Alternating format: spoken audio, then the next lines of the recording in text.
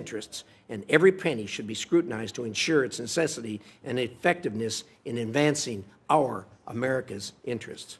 Often enormous amounts of money are spread thinly around the world and never really accomplish goals. This also needs to stop. A final word on the operations of the State Department itself. The Department must refocus itself on the core mission of effective diplomacy.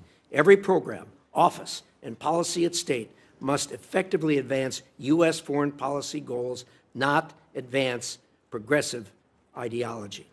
The outgoing administration often undercut effective foreign policy by inserting ideological and political requirements into the fabric of personnel decisions and policy execution. Rather than making hires or promotions based on merit and effectiveness, the Department created a new diversity, equity, inclusion, and accessibility requirements that distracted from this mission, undermined morale, and created an unfair and opaque process for promotions and performance evaluations.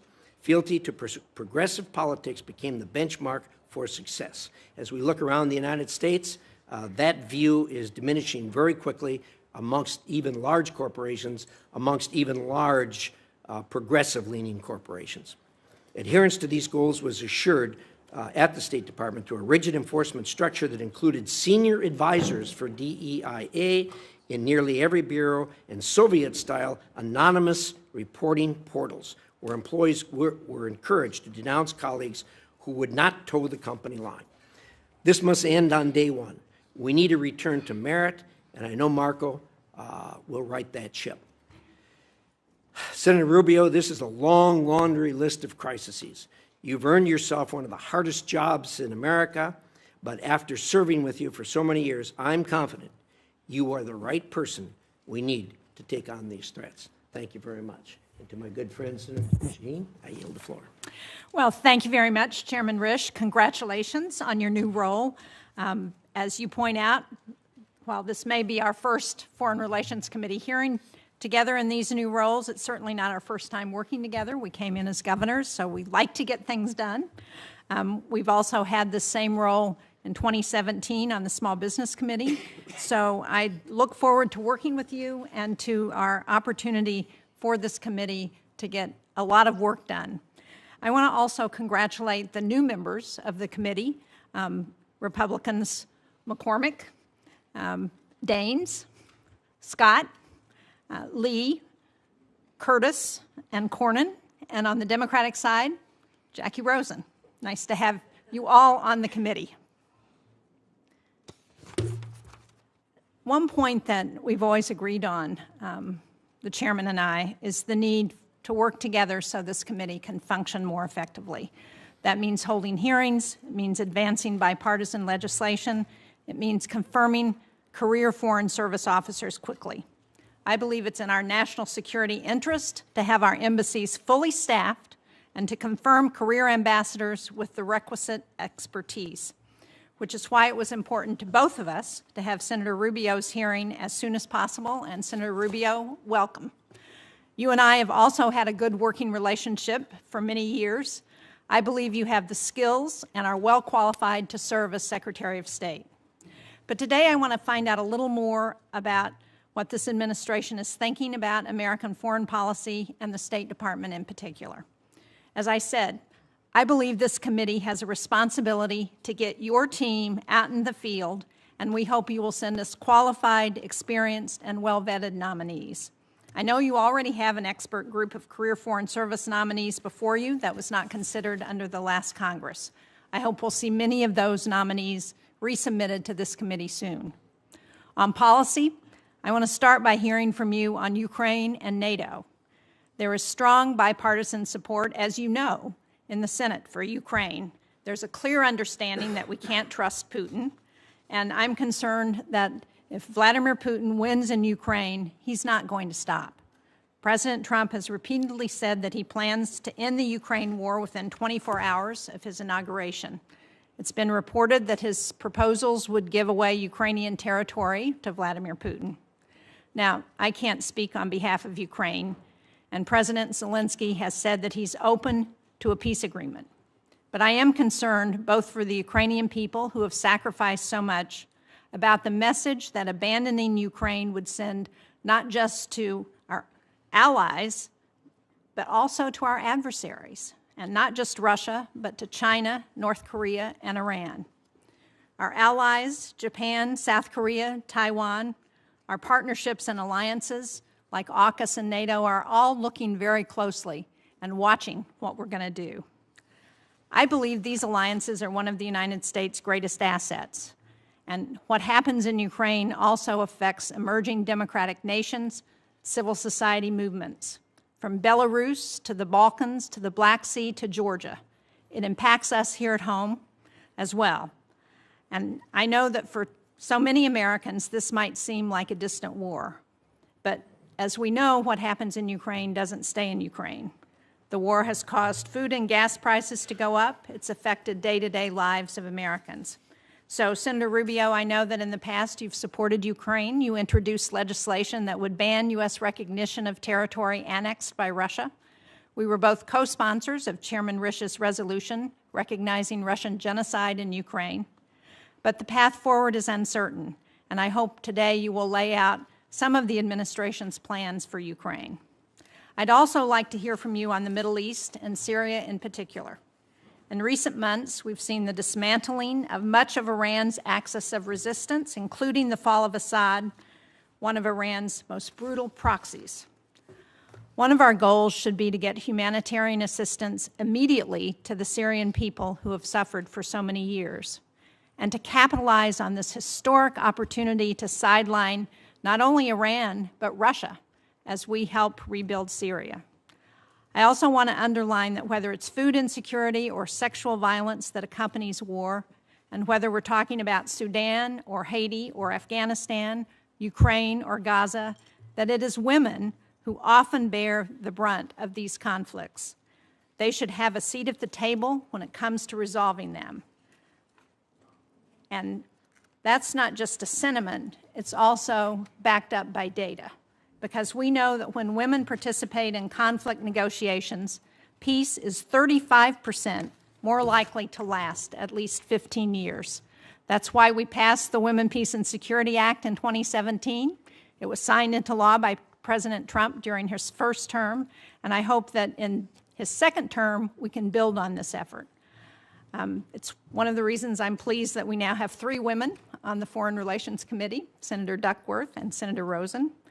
It's the first time since I've been here that there's been 3 women on this committee.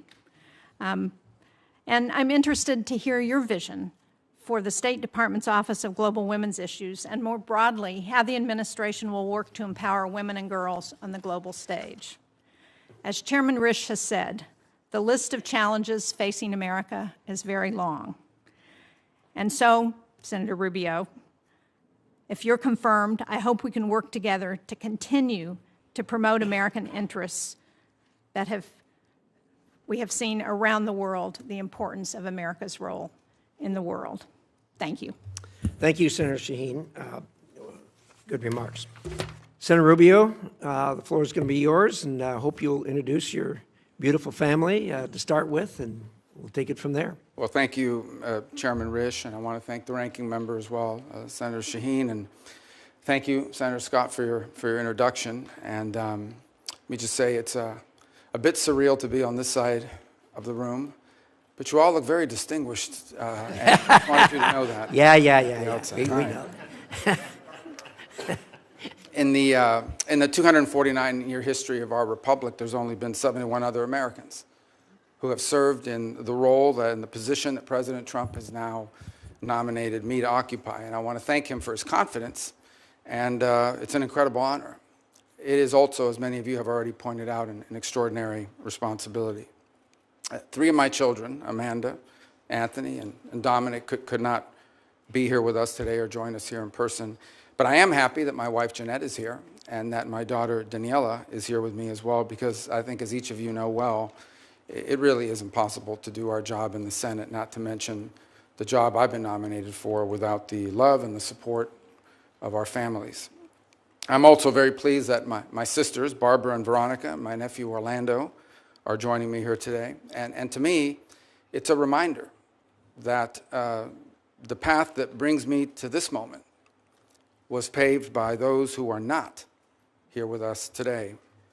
by two parents who arrived here on May 27th of 1956 from Cuba, and they had nothing but the dreams of a better life.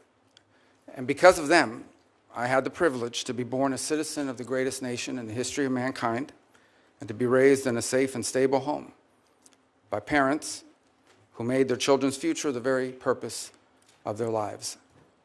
I also want to acknowledge all the blessings that God has bestowed upon me in my life.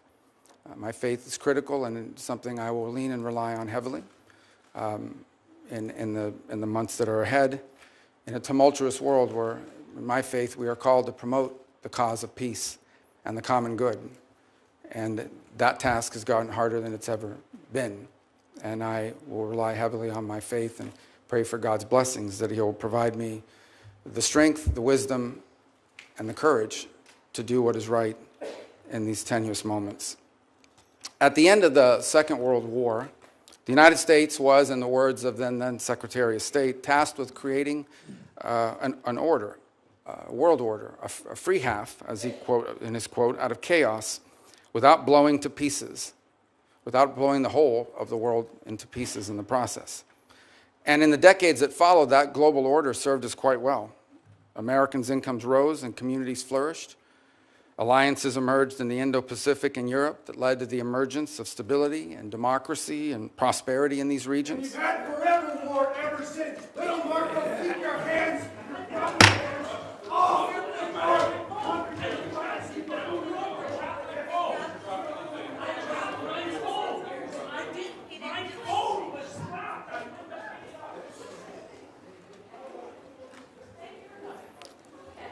Back to order.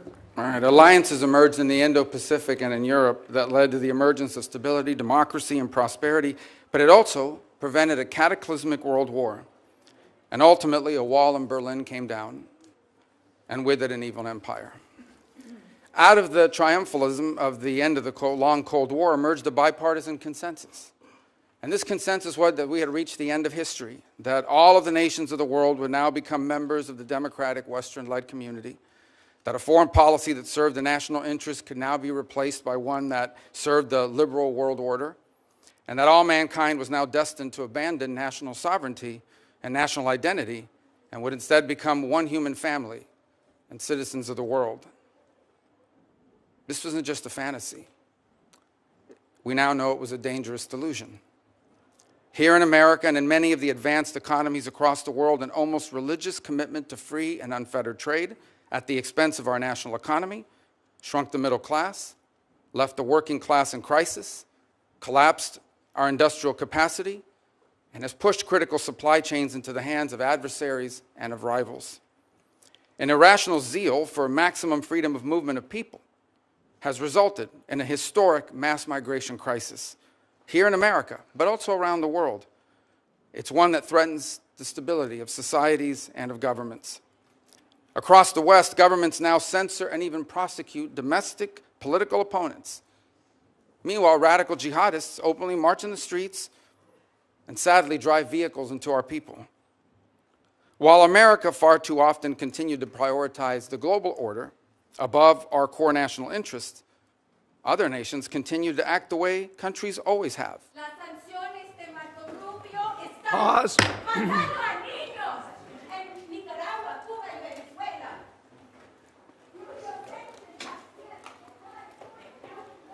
Back to order. I get bilingual protests, which is, I think, is an entry cool. As you know, that's a first here for us, at least in recent times. All right. Healthcare is a human right. All right. Education is a human right. Sanctions against Back to order. All right. So while America too often prioritized the global order above our core national interests, other nations continued to act the way nations have always acted and always will in what they perceive to be their best interest. And instead of folding into the post-Cold War global order, they have manipulated it to serve their interests at the expense of ours. We welcomed the Chinese Communist Party into the global order, and they took advantage of all of its benefits, and they ignored all of its obligations and responsibilities. Instead, they have repressed and lied and cheated and hacked and stolen their way into global superpower status, and they have done so at our expense and at the expense of the people of their own country. In our very own hemisphere, narco-terrorists and dictators and despots take advantage of open borders to drive mass migration, to traffic in women and children, and to flood our communities with deadly fentanyl and violent criminals. In Moscow, in Tehran, in Pyongyang, dictators, rogue states now sow chaos and instability and align with and they fund radical terror groups. And then they hide behind their veto power at the United Nations Security Council or the threats of nuclear war. The post-war global order is not just obsolete, it is now a weapon being used against us. And all this has led to a moment in which we must now confront the single greatest risk of geopolitical instability and of generational global crisis in the lifetime of anyone alive and in this room today. 8 decades later, we are once again called to create a free world out of the chaos. And this will not be easy. And it will be impossible without a strong and a confident America that engages in the world, putting our core national interests once again above all else. Just 4 years ago, I believe we began to see the outlines and the beginnings of what that would look like. During President Trump's first term, American strength was a deterrent to our adversaries, and it gave us leverage in diplomacy. There were no new wars. ISIS was eviscerated. Soleimani was dead. The historic Abraham Accords were born, and Americans were safer as a result. Now, President Trump returns to office with an unmistakable mandate from the voters. They want a strong America engaged in the world, but guided by a clear objective to promote peace abroad and security and prosperity here at home. That is the promise that President Trump was elected to keep. And if I am confirmed, keeping that promise will be the core mission of the United States Department of State. Now, tragically, horrifying atrocities and unimaginable human suffering can be found on virtually every continent. And I am certain that today I will be asked about the array of programs and the activities the Department of State carries out to address them. We are a nation who was founded on the revolutionary truth that all men are created equal, and that our rights come not from man or from government, but from God. And so we will never be indifferent to the suffering of our fellow man. But ultimately, under President Trump, the top priority of the United States Department of State will be the United States. The direction he has given for the conduct of our foreign policy is clear. Every dollar we spend, every program we fund, every policy we pursue must be justified by the answer to one of 3 questions. Does it make America safer?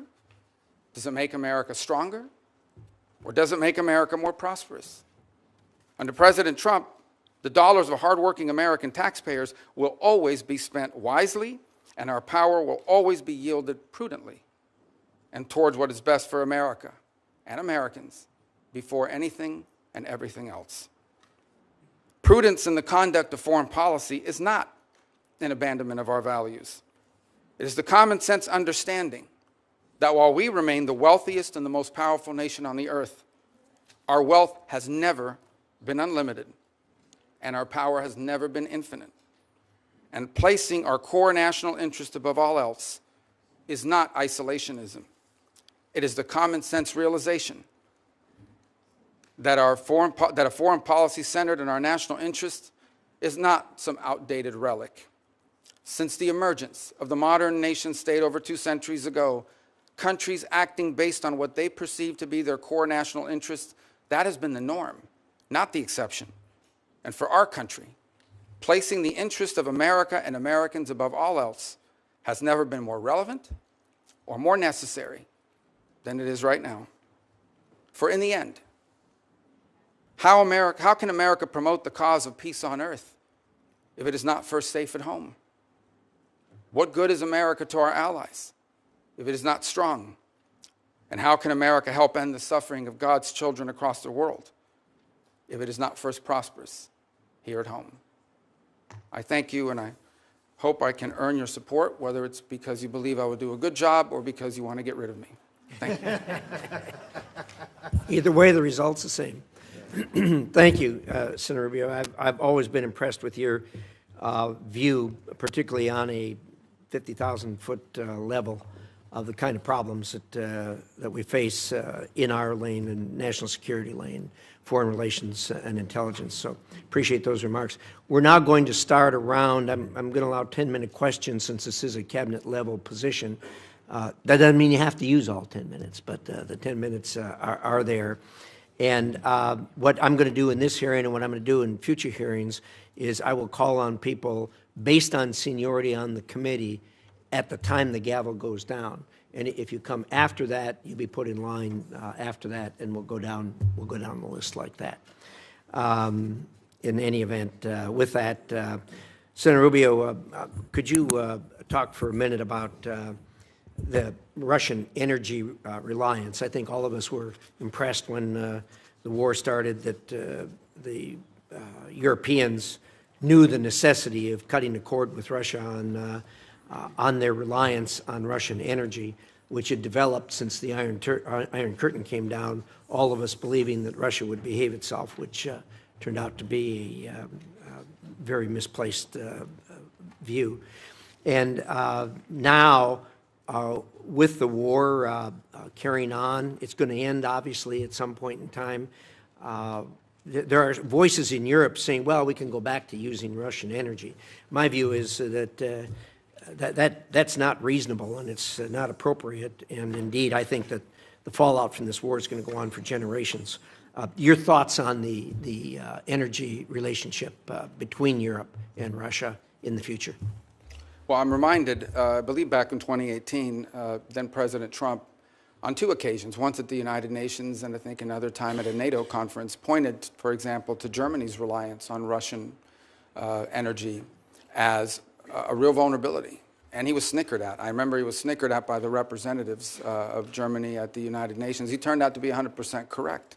In fact, that reliance on Russian energy was a major loss of deterrence. Vladimir Putin, among his many calculations, one of the calculations he took in going in Ukraine was that the Europeans would complain, maybe they'd hit him with a couple sanctions, they'd write some strongly worded, nasty letters about him, but ultimately would not be able to do anything effectively because of how much they depended on Russia. And in some cases continue to depend. I believe France is the third leading payer into Russian energy in the world, and I think a couple other countries in Europe follow right behind. So there's still a significant amount of dependence in that regard. And that dependence on Russian energy is a tremendous amount of leverage that Vladimir Putin holds on his neighbors in Europe. Now, there is some good news. I think, for example, I watched with great interest the German engineering marvel, where they've been able to, I think by the end of this, at the end of this year, after they waived permitting requirements, and within 9 months, we're able to open what is literally a floating LNG terminal to allow and receive exports, including from the United States and other places. So I do think you're seeing movement in Europe now to try to detangle itself from that level of dependence. But it remains a real vulnerability and a tremendous piece of leverage for Putin against his neighbors in the broader world. It's also a reminder, by the way, and I used to be guilty of saying this quite a bit, that the Russian GDP was the size of Italy's, not very large. I think one of the things we learned from this endeavor is that it's not just the size of the GDP, but what it's composed of. And the Russian GDP, while smaller than some other countries, is largely reliant on the production of raw materials, on the energy, on food production, fertilizer and the like. And these are critical components of national strength and a reminder of how important they are for us here domestically as well. Thank you. I appreciate that. I do think, too, we ought to acknowledge that the Europeans did a job that was well beyond our expectations the first winter as they struggled through. They did really well as far as cutting the cord with Russia, being as how hard they were tied to that. Let's talk about AUKUS for a minute. There hasn't been much discussion about AUKUS. Well, there hasn't been much discussion about AUKUS really since the thing started. A lot of us have been pressing the administration to gear that up. It has not been forthcoming. I'd like to hear your thoughts on AUKUS, the importance thereof, and getting this thing moving as it was intended. Well, one of the things we'll have to endeavor to see, obviously, there's a tremendous amount of this that relies on the Department of Defense and other entities in government.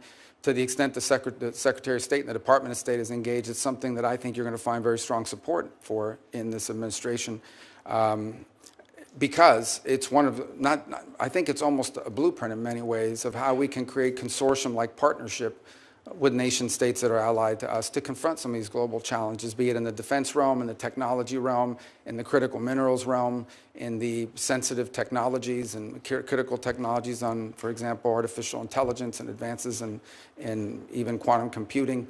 This obviously is more defense related, but it's one example of how we can leverage the power of these partnerships with allies, 2, 3 countries in some cases, broader in others, to reach outcomes and objectives, such as creating a geopolitical and strategic balance in the Indo-Pacific region and beyond. So we'll have to look at that and to see what components of whatever impediments exist can be removed by the action of the Department of State. But it also reminds us that in many of these, very few of these global issues are entirely reliant on the Department of State. The Department of Energy, the Department of Defense. We have a host of other government agencies, commerce in many cases, who also play a critical role in expediting and going through, for example, some of the lists of technologies that perhaps are not being transferred because they've been deemed as sensitive. But in the case of our strong and close allies, that's the point, right? Is that you want to be able to find yourself in a situation where you can accelerate partnership by making available to key allies these sensitive technologies that we wouldn't want to see in the hands or developed by an adversary or unaligned country. Thank you. I appreciate that. And our view is aligned, particularly on the excluded technology list. These are our closest and most trusted allies. And unfortunately, the current administration has really been difficult to work with as far as getting through that excluded technology list. And I hope you'll help expedite that. Let me talk for a minute about the International Criminal Court. Look, as you know, we've got real problems there. The court originally was intended, at least from our point of view, to be a court that focused on international crimes that were committed by people from countries who did not have a robust democracy nor a robust judicial system that held its own people accountable for crimes. The court's gone beyond that, obviously. They are not only focusing on people who aren't accountable elsewhere, but they're also focusing on people who come from countries that solve their own problems, like the United States of America and like Israel. The most recent obvious thing that flowed from that was the indictment on the same day of Netanyahu plus a Hamas character. Any court that is a court of law has to be able to recognize good from bad. And when you try to indict 2 people and show some type of moral equivalency in that regard, they're just barking up the wrong tree. And I think, unfortunately, we're going to have to rein them up. Your thoughts on that? Well, I think the ICC has done tremendous damage to its global credibility. First of all, it is going after a non-member state on the claims that I believe, in fact, I think just in the last 24 hours, the Israeli High Court filed an appeal before the ICC, even though it's not a member state. And I saw some of the filings from the prosecutor, Mr. Khan, was involved in that process. And he argues that they have the right to go after non-members for their activities within the confines of member states in this case. And I think, first of all, the whole premise of his prosecution is flawed, beyond the process of it and the precedent that it sets, which is a very dangerous precedent for the United States of America, by the way, because this is a test run. This is a trial run to see, can we go after a head of state from a nation that's not a member? If we can go after them and we can get it done with regards to Israel, they will apply that to the United States at some point. And in fact, there have been threats to do so in the past. But the premise of the prosecution itself is completely and utterly flawed. As you said, they went ahead, I think they also went after Sinwar. Well, number one, Sinwar didn't travel around the world. He's not with us any longer. But he didn't travel around the world, was at no risk of being apprehended. Second of all, the moral equivalency piece of it was offensive. Let me explain, and I think I don't need to explain to this committee. Hamas carried out an atrocious operation. They sent a bunch of savages into Israel with the express and explicit purpose of targeting civilians. They went into concerts. They went into these music festivals. They knew that there were no soldiers at the music festival. They knew that these were teenagers and young families, that they went into different communities and the kibbutzes and the like, and they deliberately targeted civilians. Deliberately. It was in fact, they kidnapped the ones they didn't murder, the families who they didn't eviscerate, the people whose skulls they didn't crack open. They kidnapped, and to this day continue to hold people, innocents that they took, a deliberate operation. In the case of Israel, responding to that attack has had to go after Hamas. How can you coexist? How can any nation state on the planet coexist side by side with a group of savages like Hamas? They have to defend their national security and their national interest, as I pointed out in my opening statement. And so there is no more, and they didn't target civilians. Now, sadly and unfortunately, and I'm sure we'll discuss it further, some of the other questions that will come up here today, one of the horrible things about war, it's a terrible thing about war, and it's why we should try to prevent it at almost any cost, is that innocent people are caught up in it.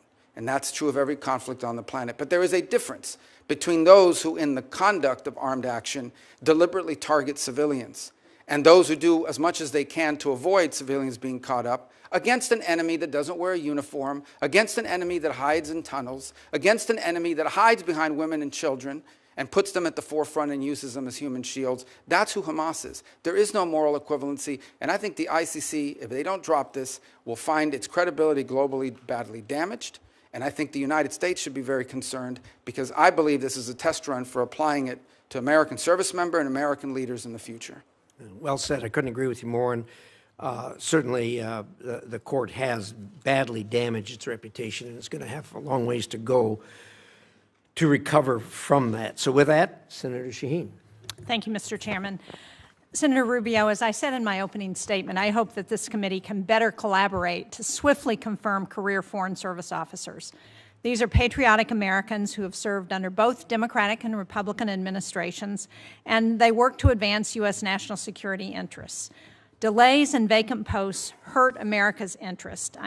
I know you agree with that because we've had that conversation. But will you commit to working with Chairman Risch and me to prioritize the advancement and confirmation of career State Department officials? Well, the answer to that is yes, but I would also point to this fact that I think we're going to begin by prioritizing. We're going to look at what are the key issues in the world. There are obviously every post in the world is important, or it shouldn't exist. And then the question is, which are the ones we bring to you first? And those are the ones that I think are most critical. So obviously, I think you'll see our nominees for the deputy posts, which are critically important, all the undersecretaries as well. And what I've endeavored to do is we interview and identify people, and I believe I've met with and interviewed most of the candidates for those top posts, is I want to bring you people that are three things. Number one, are aligned to the mission. I think that's critically important, whether they be Foreign Service officers. I'm not talking about political alignment. I'm talking about alignment with the mission that we've outlined for American foreign policy, which is one of the things that I think has hurt the State Department under numerous administrations, is sometimes the mission, or what it is the core mission of the department has not been well defined. That's on us, and it's our obligation to define that. So number one, aligned to the mission. Number two, the capability to do the job. And I can tell you now that in my entire service on this committee, which spans 14 years, we always had fellows from the Department of State, I believe all of whom are still in the service of our country. And I intend, because I know them and I've worked with them, to utilize their skill sets in the department. And in fact, a couple who we hope will be returning home soon from foreign postings to work with us at the State Department closer to my office. But the point is that we want to have people that are highly capable, both those who we bring from what they call political appointees, but also those that are promoted from within the Foreign Service. And then the third are people that we can get through the committee, because time is of the essence. Now, you may not agree with all their views, whether they be Foreign Service officers or whether they be political, but I think it's important, and we're not going to exclude someone just because we think that maybe they're going to have a rougher confirmation process than someone else. But I do think it's important that we have people in these positions as quickly as possible, and having served for 14 years on that side of this room, I understand that one of the things we can do to help expedite that is to bring you people that will do a good job, who are qualified for the job, or mission aligned, but also that can move through this process quickly enough so that they can be at post and begin to fulfill their duties. If I have to wait a year to get them in place, well, I'm not sure on some of these issues we face today we have a year to wait. I certainly agree with that, and I appreciate your focus on mission and qualifications, because I think the committee will be looking closely at that. I want to go now to NATO, because in 2023, Congress overwhelmingly passed the bipartisan Kaine-Rubio provision prohibiting any president from withdrawing the United States from NATO without Senate approval or an act of Congress. Will you commit to adhering to Senate approval or an act of Congress as required under that law that you authored if President Trump attempts to withdraw the U.S. from NATO? Well, first let me say that President Trump has appointed an ambassador nominee for NATO, which clearly indicates his role to engage in that. Second is the law is what it is. Obviously, as you've mentioned, I was a co-sponsor of the law, and so it's tough to say I'm not in support of a law that I hope to pass, and that I think it's an important role for Congress to play, because frankly, it's not just about the withdrawal piece of it, it's the contributions we make towards the power of the purse still resides with the Congress. Now maybe, as if confirmed, moving towards the executive branch, I'll become I'll forget that lesson a little bit. I hope not. But ultimately, I still recognize and understand that the power of the purse is with Congress, and it's an incredibly important power. Let me point on NATO one thing. I think there's a misunderstanding about it. The NATO alliance is a very important alliance. I believe that. I believe alliances can be, and has been very useful. Without the NATO alliance, there is no end to the Cold War. In fact, without the NATO alliance, it's quite possible that much of what today, at the time, today we know as Europe, would have fallen victim to aggression. But what's important for the United States is not just to have defense allies, it's to have capable defense allies, allies who are capable of defending their region. And I think there is a question to be asked. I'm not stating a public policy position, I'm stating a question to be asked, and that is, should the role of the United States in NATO in the 21st century be the primary defense role, or as a backstop to aggression, with countries in the region assuming more of that responsibility by contributing more? Now look, in fairness, and I think the further east you move in Europe, the more money you see spent on the military as a percentage of GDP. But I think there's been broad acknowledgement across Europe and across multiple administrations, both Republican and Democrat, that our NATO partners, these are rich, advanced economies, need to contribute more to their own defense and ultimately to the NATO partnership as well. And that's a demand that's been made by multiple presidents across the years. And the fact that that is true has been revealed by what's happened with Ukraine. Look at the ramp up in defense spending and the industrial capacity of multiple countries in Europe as a result of an armed conflict. Imagine if that capacity had been there before, it quite possibly might have had a deterrent effect as well. So I think it's important that we have alliances, but we have to have alliances with strong and capable partners, and not those who sort of have viewed the U.S. and the NATO defense agreement as an excuse to spend less on defense and more on some domestic needs. We have domestic needs too. These advanced, rich countries in Western Europe have enormous safety nets programs that they fund. We have domestic needs as well, but they've been able to divert or grow those programs because they don't have to spend as much on defense as we do as a percentage of our overall economy. And that dynamic needs to change, and I expect that President Trump will continue to forcefully make that point. And as you know, this committee and the Senate NATO Observer Group, which I co-chair, has made that point repeatedly, and we are now up to 23 of the 32 NATO nations who are meeting their 2% of GDP, and we have a number of them who are going beyond that, and it's appropriate. And I think the sentiment on this committee would be to agree with what you're saying, but to ensure that we continue to have a strong NATO, I think will be important not only to European security, but most important to our own security. I appreciate, we talked about Ukraine. I appreciate your past leadership in supporting Ukraine's fight for sovereignty. More recently, you voted against supplemental funding for Ukraine and against forgiving loans for Ukraine in November, loans that would be critical to Ukraine's economic stability. So can you talk about how your views on Ukraine have developed and where you are now, and what you think is important for us to do in order to ensure that there is the strongest possible negotiating position if Ukraine and Russia do get to the negotiating table? Sure. First, let me point out, and although I'll still speak to my view of the process, that I voted against that bill because I said I would not vote for a bill unless it addressed the crisis at our southern border as part of the overall arrangement. That was not done, and so I voted against it. That said, here's my view of a situation. Once this war became what we now know it is, and that is a war of attrition, a stalemate, a protracted conflict, the dynamic on that situation has changed. It has. And I believe, and I think that this echoes with the President. Let me first echo the President's words and what he said in an interview about a year ago. He was asked about the war in Ukraine. He says, I want the dying to stop. I want people to stop dying. I want the killing to stop. And frankly, I don't know how anyone could say they don't. The destruction that Ukraine is undergoing is extraordinary. It's going to take a generation to rebuild it. Millions of Ukrainians no longer live in Ukraine. And the disruption, that means how many of them are going to come back, and what are they going to come back to? Even as I speak to you now, the Ukrainian infrastructure and their energy infrastructure is being decimated in ways that are going to cost hundreds of billions of dollars to rebuild over the next decades. So this is an important conflict, and I think it should be the official position of the United States that this war should be brought to an end. And the question becomes, what role can we play? And I think the first is by making that abundantly clear. And my differences with the Biden administration throughout this process is that they never clearly delineated what the end goal of the conflict was. What exactly were we funding? What exactly were we putting money towards? And on many occasions, it sounded like however much it takes for however long it takes. That is not a realistic or prudent position. The truth of the matter is that in this conflict, there is no way Russia takes all of Ukraine. The Ukrainians are too brave and fight too hard, and the country is too big. That's not going to happen.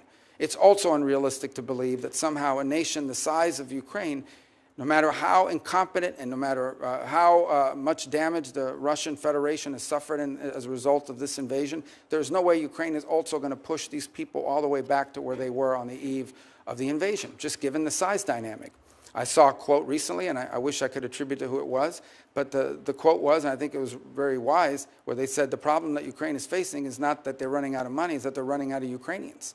There's a size differential here that's important. Now, what Vladimir Putin has done is unacceptable. There's no doubt about it, but this war has to end. And I think it should be the official policy of the United States that we want to see it end. Now, what that master plan looks like it's going to be hard work. This is not going to be an easy endeavor. But it's going to require bold diplomacy, and my hope is that it could begin with some ceasefire, and we're going to have, in order to achieve objectives like the one that needs to occur in Ukraine, it is important for everyone to be realistic. There will have to be concessions made by the Russian Federation, but also by the Ukrainians, and the United States has lent itself there. It's also important that there be some balance on both sides. In essence, it will be difficult to achieve this objective of a ceasefire and ultimately a peace settlement unless both sides have leverage. Putin's goal now is to have maximum leverage so that he can basically impose neutrality on Ukraine, retrofit, and come back and do this again in 4 or 5 years. And that's not an outcome I think any of us would favor.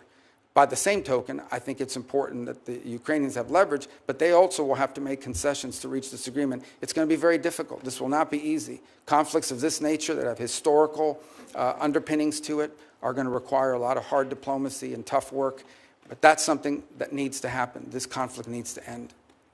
Well, I'm out of time, but I appreciate your last comment about the importance of leverage, and it's important for the United States to do what we can to help provide that leverage to Ukraine so that they can be in the best negotiating position possible with Russia. Thank you very much. Thank you, Senator Shaheen. Senator Ricketts. Thank you, Mr. Chairman. Well, Senator Rubio, congratulations on your nomination to this very, very difficult job. I want to thank you for your previous service in the U.S. Senate and your willingness to take on this job should you be confirmed. And I also want to thank your family as well for their support for you to be able to be a U.S. Senator and to apply for this job as Secretary of State. And I want also to express my gratitude to all the members of the State Department. We have a lot of people who choose to serve our country overseas, spend time away from their friends and family, and I can't think of a more noble calling. You're taking over a department that's very, very important to us. On Sunday, Jake Sullivan, President Biden's national security advisor, said, quote, "The American people are safer and the country is better off than we were 4 years ago." Let me repeat, the American people are safer and the country is better off than 4 years ago. I don't know who believes that. I don't believe that. I think the election results demonstrate the vast majority of Americans don't believe that. We don't believe it at home. Inflation has hurt average Americans' pocketbooks. Open border policies have put Americans at risk. And I don't believe we see it overseas. In fact, Senator Rubio, should you be confirmed, you're being handed a job at a time when this country is in the most danger we've been in since World War II. It's a very dangerous time in the world, and your opening remarks demonstrate that you know that. We're not better off, and we're not safer. President Biden started this with his disastrous withdrawal from Afghanistan, that projected weakness, and an incomprehension of what it means to have a policy of deterrence. Vladimir Putin invaded Ukraine and started the largest war in Europe since World War II after that withdrawal. I believe it's because he saw weakness in this Biden administration.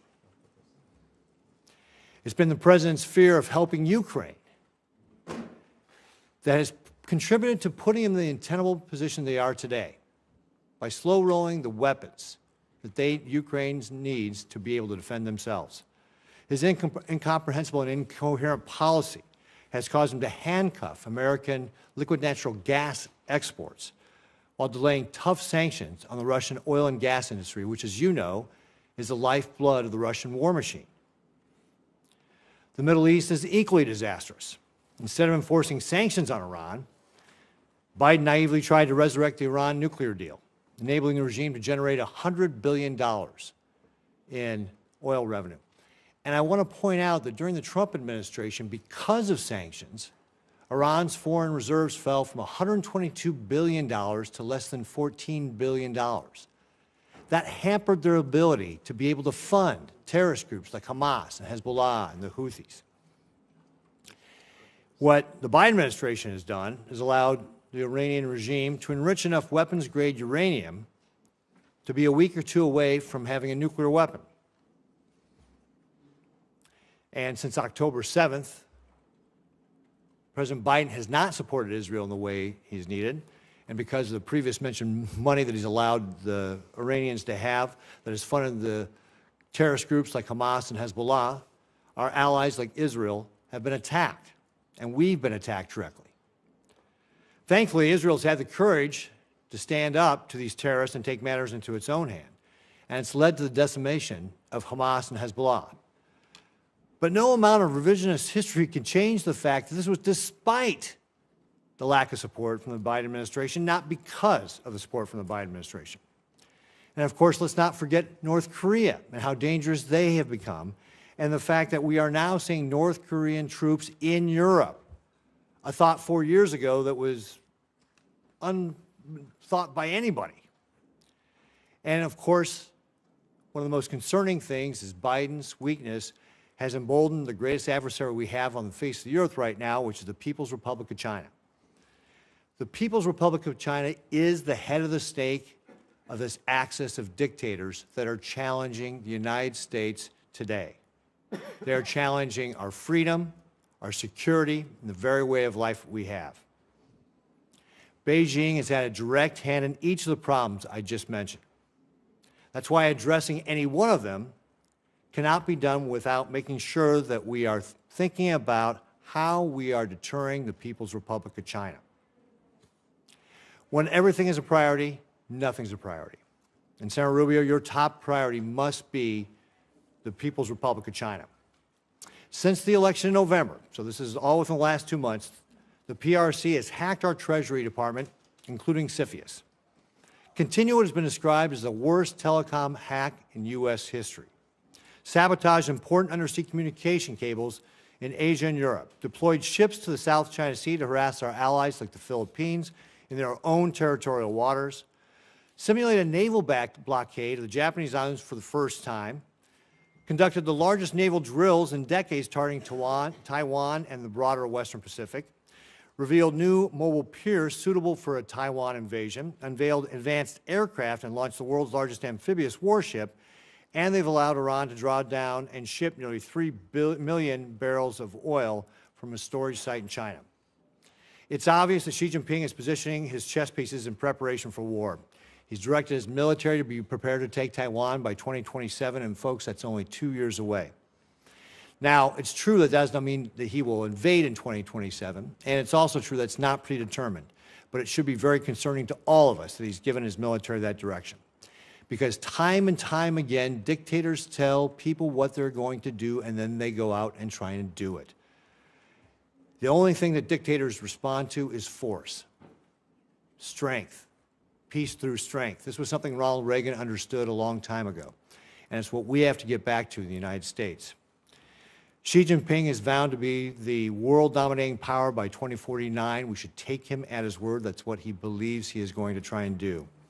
It's time for us to go on the offensive and abandon illusions about what kind of adversary we're faced. This is not a managed competition. This is a competition we must win. It will take more than an all-of-government approach. It'll take an all-of-society approach to be able to win this. As our lead diplomat, Senator Rubio, you are in a position to set the tone. And that's why I can't think of a better pick to be the Secretary of State than you. So, first of all, do you agree that the PRC is the biggest threat that we face as the United States? The Communist Party of China that leads the PRC, is the most potent and dangerous near-peer adversary this nation has ever confronted. They have elements that the Soviet Union never possessed. They are a technological adversary and competitor, an industrial competitor, an economic competitor, a geopolitical competitor, a scientific competitor now, in every realm. It's an extraordinary challenge. It's one that I believe will define the 21st century. When they write the book about the 21st century, there's going to be some chapters in there about Putin, there's going to be some chapters in there about some of these other places, but the bulk of that book about the 21st century will be not just about China, but about the relationship between China and the United States and what direction it went. And I think you're alluding to it in your statement. I know you may have another question. I don't want to eat up all your time, but I do want to say this. The Chinese believe that the United States are a great power in inevitable decline and that they are an inevitable rise. Now, they already are. They're going to be a rich and powerful country, and we're going to have to deal with them. The danger is that because of our own actions, in many cases, a dangerous imbalance is built up in that relationship. We allowed them for years to pretend that they were some developing countries, so we should allow them to continue to cheat on trade and commerce. We should allow them to continue to expand. They lied about not militarizing and populating island chains in the South China Sea and the like. We allowed them for years, before we got serious about it, to conduct grotesque human rights violations against Uyghur Muslims, as an example. One of the most horrifying things happening on the planet. And for years, no one talked about it, which, by the way, not just has a human rights component to it, it allows them to use slave labor to produce goods that, at the expense of the rest of the world. Talk about not just a horrific humanitarian crisis, but an unfair trade practice as well. We've allowed them to get away with things. And frankly, the Chinese did what any country in the world would do given these opportunities. They took advantage of it. And so I think now we're dealing with the ramifications of it. I agree 100% what you said, but I remind you, and I remind everyone, I guess I want to make this point, that much of what we need to do to confront China is here at home. It's not just abroad, it's also here at home. We have to rebuild our domestic industrial capacity, and we have to make sure that the United States is not reliant on any single other nation for any of our critical supply chains. And with 4 seconds left, how are you going to explain that to your average American, that we need this all-society approach, and to your point exactly, that it needs to begin here at home, and so that people from my state, Nebraska, will understand and get on board? If we stay on the road we're on right now, in less than 10 years, virtually everything that matters to us in life will depend on whether China will allow us to have it or not. Everything from the blood pressure medicine we take to what movies we get to watch, and everything in between, we will depend on China for it. They have come to dominate the critical mineral industry supplies throughout the world. Everywhere in the world, they've now established critical mineral rights. Even those who want to see more electric cars, no matter where you make them, those batteries are almost entirely dependent on the ability of the Chinese and the willingness of the Chinese Communist Party to produce it and export it to you. So if we don't change course, we are going to live in a world where much of what matters to us on a daily basis, from our security to our health, will be dependent on whether the Chinese allow us to have it or not. That's an unacceptable outcome. Great. Thank you, Senator Rubio. Next is Senator Merkley. Thank you, Mr. Chair, and thank you, Senator Rubio. And I've enjoyed working with you on the Congressional Executive Commission on China, which engages in many issues related to their treatment of folks from the Tibetans to the Uyghurs, to their position regarding Hong Kong and Taiwan. But let's talk about Taiwan. I had the chance to go to Taiwan in the year 2000. It was the second presidential election there, and it was the first one where people were becoming convinced that they actually might be able to hold a democracy. I believe they've earned the right to have a voice in international affairs, and I also believe that they are a great risk right now with mainland China Xi's plan to be aggressive militarily towards them, as my colleague Senator Ricketts just noted. Will you support in your role as Secretary of State Taiwan's right to have a voice in international affairs, participate in international forums? And will you support the porcupine strategy providing that we will supply them with defense articles and defense services in such quantity as may be necessary to enable Taiwan to maintain a sufficient self-defense capability? By the way, that phrase is from the 1979 Taiwan Relations Act. It's in our current law. Yeah, let me just point out that on the Taiwan Relation Act, and I believe of the year 2016, I was the lead Republican sponsor in reauthorizing and reinvigorating it. I think that the multiple or consecutive presidential administrations of both parties have made clear that the policy of the United States towards Taiwan is encapsulated not just in the Taiwan Relations Act, but in the 6 assurances that multiple administrations, including the Trump administration and now the Biden administration, have made clear are our policies. With regards to your second point about international forums, ASEAN is a great example of one in which that's being tested. Last year at their conference, the Chinese were able to prevent participation by the Taiwan, any mention of Taiwan in the memorandum. And then this year they're working very hard to make sure that no one associated with Taiwan is anywhere near it. So this is just one more example of how they're being excluded. I would also point to the Western Hemisphere. I know that sounds like half a world away, but you understand this issue. The majority of nations on Earth that continue to recognize and have relations with Taiwan, the vast bulk of them, or the plurality, are within the Western Hemisphere. They've undertaken a very aggressive action in just the last 7-8 years to get these countries to flip. They got Panama to flip, then they got Panama to convince the Dominican Republic to flip. They've targeted multiple other nations, and Nicaragua most recently, to flip. So I think that's an important thing for us to keep in mind and make a priority. And I also think it's important to recognize allies in the region like Paraguay that have not flipped, and others who have stayed strong in that regard. On the porcupine strategy, because I know it may sound weird to people, or if anyone's watching this, I know what the ratings are, but hopefully not high. But let me just say that when the porcupine strategy, what it really means is you want to make the cost of invading Taiwan higher than the benefit. We want to discourage that by the Chinese believing that, yes, could they ultimately win an invasion of Taiwan, but the price would be too high to pay. It's basically deterrence. And I think that's critical, not just to defending Taiwan, to preventing a cataclysmic military intervention in the Indo-Pacific. And that's what it would be. And I would make one more point, and again, I don't mean to want to be alarmist about it, but if you listen to Xi Jinping, and it's important when you listen to him, and I say listen, read, don't read the English translation that they put out, because the English translation is never right. You have to read the real translation on what they actually said in their native tongue. What they're basically saying is that this is a foundational and definitional issue for Xi Jinping personally. And as a result, I think we need to wrap our head around the fact that unless something dramatic changes, like an equilibrium where they conclude that the costs of intervening in Taiwan are too high, we're going to have to deal with this before the end of this decade. And so strongly support for the porcupine strategy. Thank you. And I know people in Taiwan... I just don't like saying porcupine, but yes. You know, when I went to Taiwan in November and met with the president and other leaders, they are extremely nervous right now. And part of the reason they're nervous is they're concerned about how things play out in Ukraine as possibly creating an incentive for China. And I take your point about the current stalemate and the fact that there is a range of objectives that are out of reach for other side. But I do feel like our partnership with NATO and our continued supply of war material that enable Ukrainians to keep fighting until that resolution is done is extremely important, because if Ukraine collapses, it will say a lot to China about whether we will stay the course in assisting Taiwan. Not to mention, it will be a catastrophe for democracy and a catastrophe for the Ukrainians. I don't know if you share that view.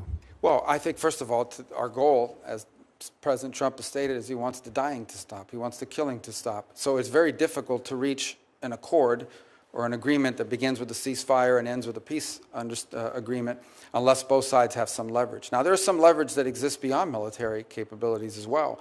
We have a significant number of sanctions on the Russian Federation, and they continue to grow and expand, and other nations do as well. And that will have to be part of this conversation in terms of bringing about a peaceful resolution. And then there's the question of the long-term security and stability of Ukraine. Beyond even if the conflict were to end, there needs to be the capability of Ukraine to defend itself. And it's a point that I made back as far as 2014 when the United States under the Obama administration chose not to provide weapon capabilities, and I think we lost a turn during that period. I'm going to keep rolling here for a few other questions. One of the things China is doing is deeply engaged in transnational repression, which means threatening people here in the United States that they will disappear or kill or harm their family members back in China if they exercise their free rights here in our country. And also they're seeking to repatriate Uyghurs who have escaped China. And right now there are 48 Uyghurs that are in Thailand, and Thailand is on the verge of repatriating them back to China. Will you lobby for Thailand to not send these Uyghurs back to the horror they will face if they're returned? Yes, and the good news is that Thailand is actually a very strong U.S. partner, strong historical ally as well, and so that is an area where I think diplomacy could really achieve results because of how important that relationship and how close it is. I think it's also one more opportunity for us to remind the world of what exactly we're talking about here. This is not some obscure issue. These are people who are basically being rounded up because of their ethnicity and religion, and they are being put into camps. They're being put into what they call re-education centers. They're being stripped of their identity. Their children's names are being changed. It's one of the most horrifying things that's ever happened, and they're being put into forced labor, literally slave labor. And I will say our work together on the Forced Labor Prevention Act, Uyghur Forced Labor, was tremendous. Thank you for championing that. I'm encouraging other nations, including Canada, Mexico, and Europe, to follow the rebuttable presumption strategy we put into that bill, because right now, if our slave labor products or China's slave labor products are rejected here, they're shipped to Canada, and we need to expand on that. I want to turn to another point. Our companies face in China often the requirement for partnerships or location or what products they can produce or the theft of their intellectual property. Meanwhile, we're helping their economy by being a major supplier of fossil gas, LNG, to China. Should we be strengthening the Chinese economy by sending them LNG? Well, I think that is a good point to raise in that regard, because I will tell you that is one of the things that's going to have to be discussed in the broader relationship with China. And that is, it is one of the things we actually export to China. They import a lot this way. One of the few things that we export is, in great capacity, is these long-term contracts that are tied up either directly to China or through third countries. Because some of this obviously is exported to a third country who in turn sends it to China either as a direct sale or as a byproduct.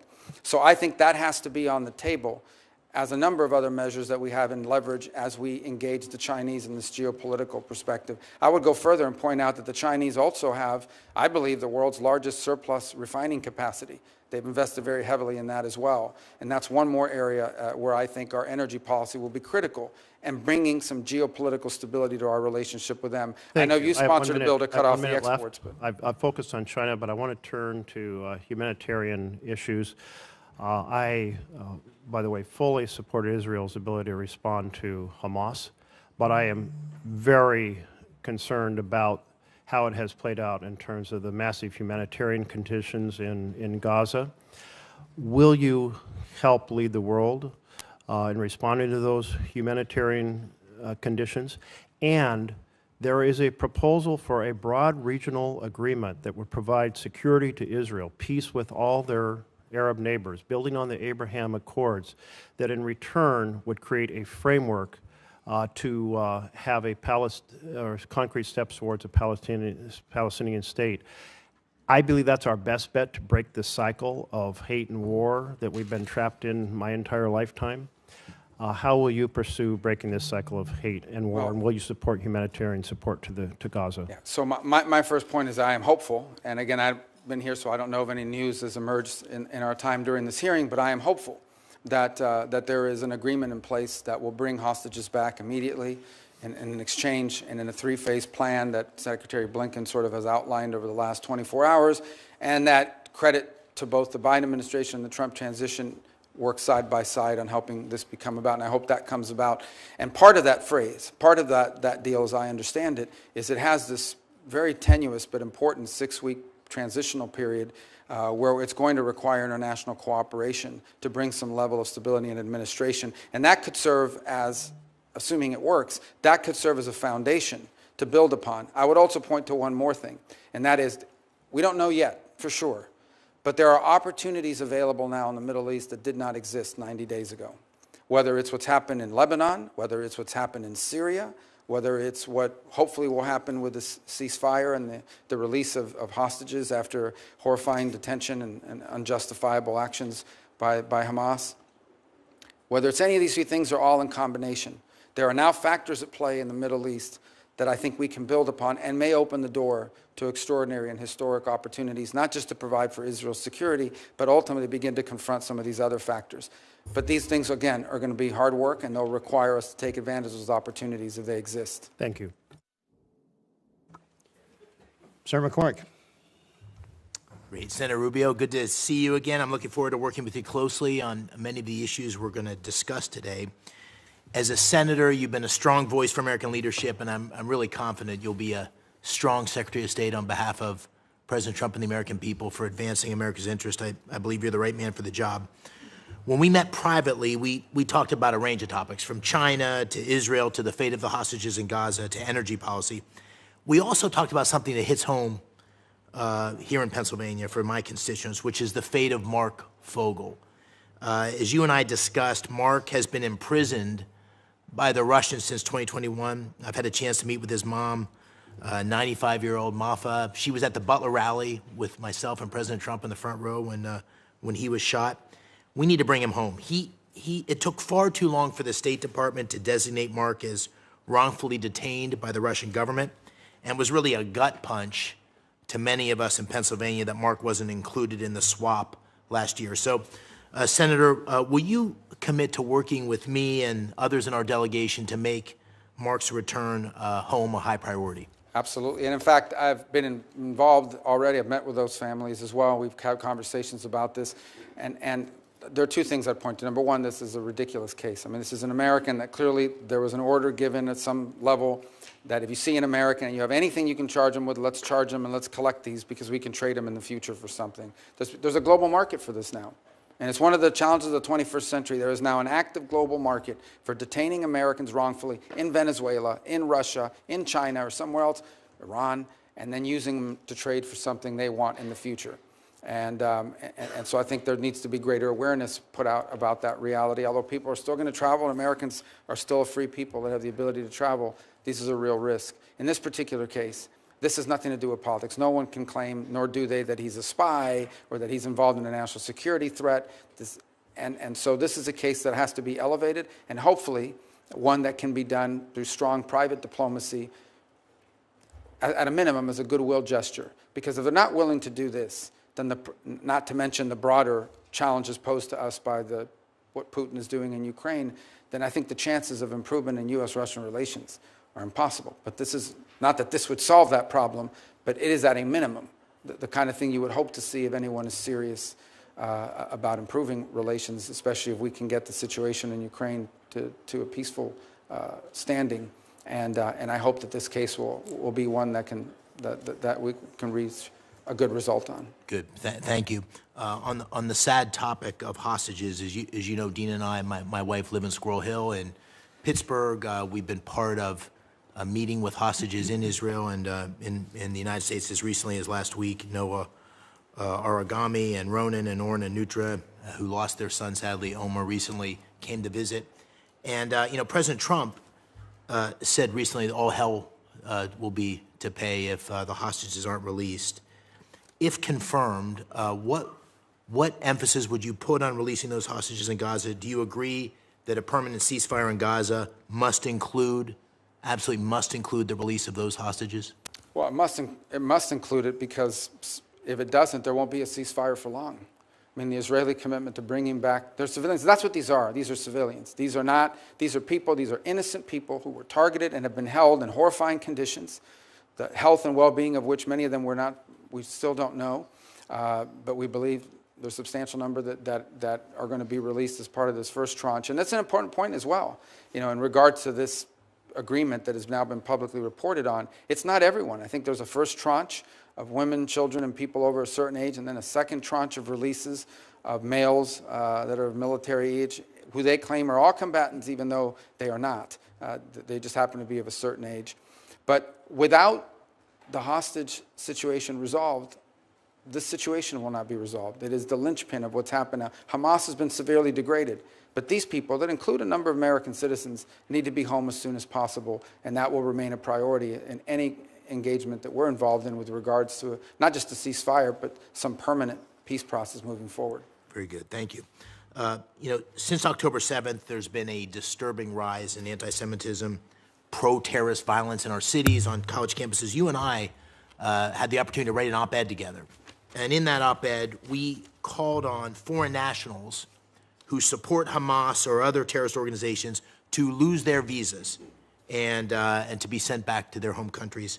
As Secretary of State, of course, you'll be responsible for overseeing the issuance of visas. How will you enforce our laws to ensure that we remove supporters of terrorist groups from our country? Listen, my view on this is one of common sense. Okay? If you apply for a visa to come into the United States, and in the process of being looked at, it comes to light that you're a supporter of Hamas, we wouldn't let you in. If we knew you were a supporter of Hamas, we would not give you a visa. So now that you got the visa and you're inside the U.S., and now we realize you're a supporter of Hamas, we should remove your visa. If you could not come in because you're a supporter of Hamas, you should not be able to stay on a visa if you're a supporter of Hamas. That's how I view it. And I think that's just an issue of common sense. And we intend to be very forceful about that. Good, thank you. You know, fentanyl is killing 4,000 Pennsylvanians each year, over 200 Americans a day. President Trump campaigned on this throughout the country, in Pennsylvania, as did I, on we have to stop that flow of fentanyl. And of course, violent criminal groups in Mexico, including the Jalisco and Sinaloa cartels, terrorize our communities here at home with this deadly fentanyl, and the Mexican people with endless violence. As Secretary, will you initiate the process to designate these groups, these cartels, as foreign terrorist organizations? And if so, can you describe for the American people the national security tools that unlocks, that designation unlocks, to degrade the cartels? Well, first of all, the designation of a designated foreign terrorist organization brings with it a host of things. It makes it illegal to cooperate or work with them in any way, or to be supportive of their endeavors.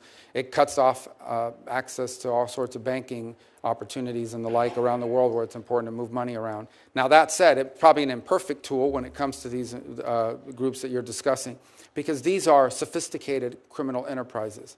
They are terrorizing the United States, but they are sophisticated criminal enterprises, and they operate in the trafficking of people, drugs, and migrants to horrifying effect. Sadly, they also have basically operational control over huge swaths of the border regions between Mexico and the United States. That's just an unfortunate fact, and it's one we're going to have to confront with our partners in Mexico, is that these sophisticated transnational terroristic organizations have operational and functional control over huge swaths of areas that border the United States of America. And so whether that is the tool that we use, which is maybe the appropriate one, or some new one that we come up with, it is important for us not just to go after these groups, but to identify them and call them for what they are, and that is terroristic in their nature, because they are terrorizing America with mass migration and with a flow of drugs. What about military force? Well, that's an option the president has at his disposal. Obviously, it's not one that is in the purview of the Department of State. Yeah. I think President Trump is someone that never publicly discusses his options and leaves himself the flexibility to act. I think there's a lot we can and will continue to do in close partnership with our allies in Mexico. I think there's more they can do as well to confront this challenge. And my preference would be from the Department of State's perspective, my preference would be that we can work with the Mexicans on this issue cooperatively, because it is impacting their nation as much as ours.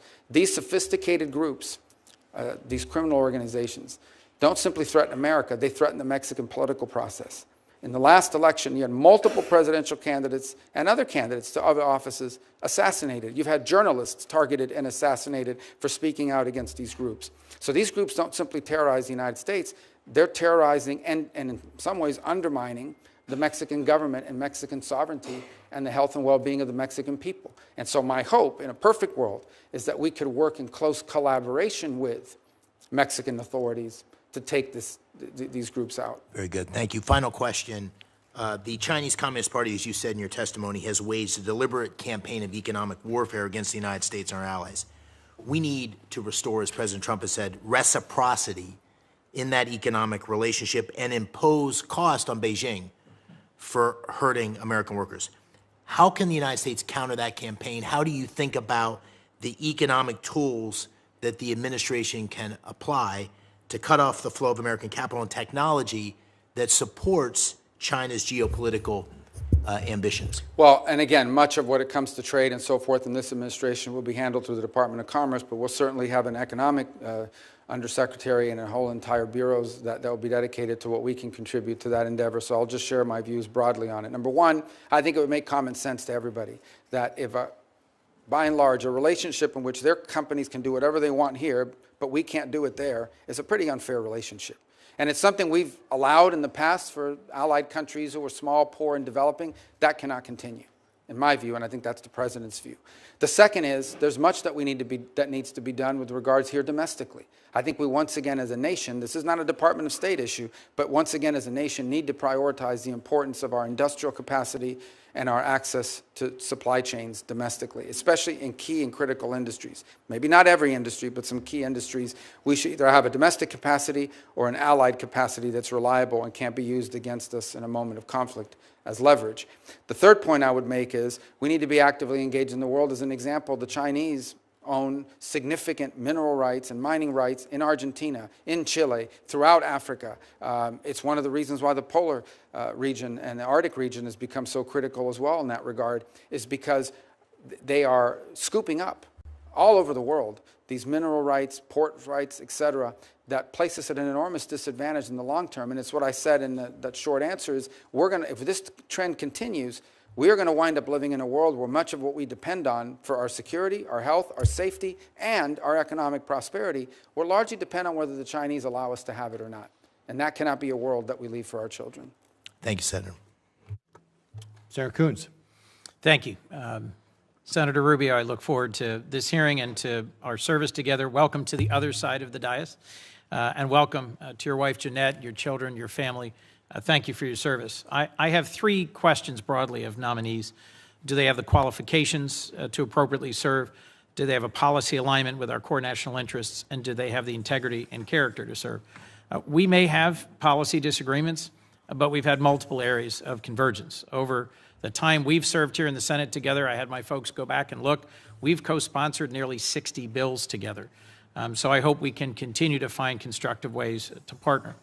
I have a number of questions to get through, so I'll try to move briskly. With regards to special envoys, President-elect Trump has appointed a series of special envoys focused on a wide range of areas. And some of these, I think, can genuinely complement, not undermine or distract from State Department's core efforts. The special envoy for hostage affairs, for example, Adam Boehler, I look forward to working with. As Senator McCormick asked about, there's a number of key issues around hostage taking of Americans. There's a bipartisan bill Senator Risch and I have on this that we hope to work with you on. Lieutenant General Keith Kellogg, Special Envoy for Ukraine and Russia, I think will be central to achieving an outcome in Ukraine that is a lasting and secure peace and prevents further Russian aggression. But others like Rick Grinnell for special missions and Masad Boulos for the Arab world concern me in terms of the potential for mission conflict or conflict of interest. How will you work to ensure that state maintains its authority and encourage the administration to conduct a full vetting of any potential conflicts of interest and to ensure there's clarity of alignment with special envoys. Sure. Thank you for the question, because I think it's a valid one. With the exception of Mr. Boulos, who I don't know, may have met once but don't know, every one of the envoys that have been named so far is someone that I've worked with in the past and expect to work well with in the future. To me, the expression of a special envoy is critically important. Where it's most successful, it's on a complex issue with a defined goal and an expression of presidential priorities. So Sudan is an example of a special envoy, and Mr. Perriello and the job he's done there. And this is in addition to the fact that we have an ambassador and we have other diplomatic presence there that can be very complementary. So the way this will work and how I anticipate it will work is these envoys work for the president in coordination with us. These are all people. With the exception of one who I'm not disparaging, I just don't know him, but I've worked with everyone else that you've mentioned, are people that are going to be focused on this like a laser. And they will need to do so not simply in coordination with the Department of State because of subject matter expertise. Let's say you reach an agreement or you reach an outcome, you're still going to need the technical support necessary to pull this off. And we have a array of experts in the Department of State that will help achieve that. And it'll involve other elements of the U.S. government. So as an example, if you're going to reach an agreement on migration, say in the Western Hemisphere, that also could entail the necessity to have a conversation about trade policy and tariffs that will involve commerce and others. That's the only way this will work, and that's how I anticipate it working. I've agreed to co-chair with Senator Haggerty a Commission on Reform and Modernization of the State Department that Senator Cardin created with him. We cannot, in my view, do more with less given the challenges of the global moment. I think we need more investment in U.S. diplomacy and development as instruments of national power, but we also need to address efficiencies and make sure that we are streamlining and focusing the department and supporting its workforce, the Foreign Service.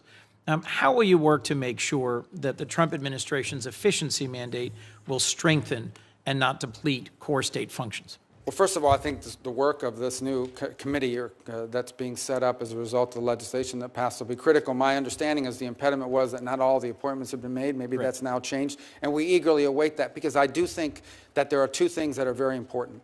The first is, when we talk about efficiency, the efficiency isn't simply just saving money. The efficiency is improving performance. A key part of the State Department is customer service. We provide consular affairs, passports, visas, all kinds of work around the world for Americans who are stranded or in trouble or need to get somewhere. Improving that experience for the consumer is one of the top priorities we need to have. How can we leverage, and I think Secretary Blinken has begun this work, we need to build on this, how can we infuse technology, AI and the like, not simply to improve the customer service aspects of the State Department, but improve the productivity. If somehow through leveraging technology appropriately, we can get people at the State Department to achieve 3 times the amount of work than they do now because it takes less time to do these tasks, or frees them up to do other tasks, that would be an enormous win. And I hope the Commission will look at those aspects of this as well. I understand, Senator, if I might move to another question, that multilateral organizations concern and frustrate many of us. Some of their actions have been counter to American interest. But when we've withdrawn from multilateral organizations, and in particular some UN entities, it's also given an opening to our adversaries. The previous Trump administration withdrew from UNESCO, the Human Rights Council, the World Health Organization. And I'm concerned that if we do so without thinking through the consequences, we may abandon our chance to implement our agenda around human rights, around 5G standards, around technical standards that matter for the 21st century.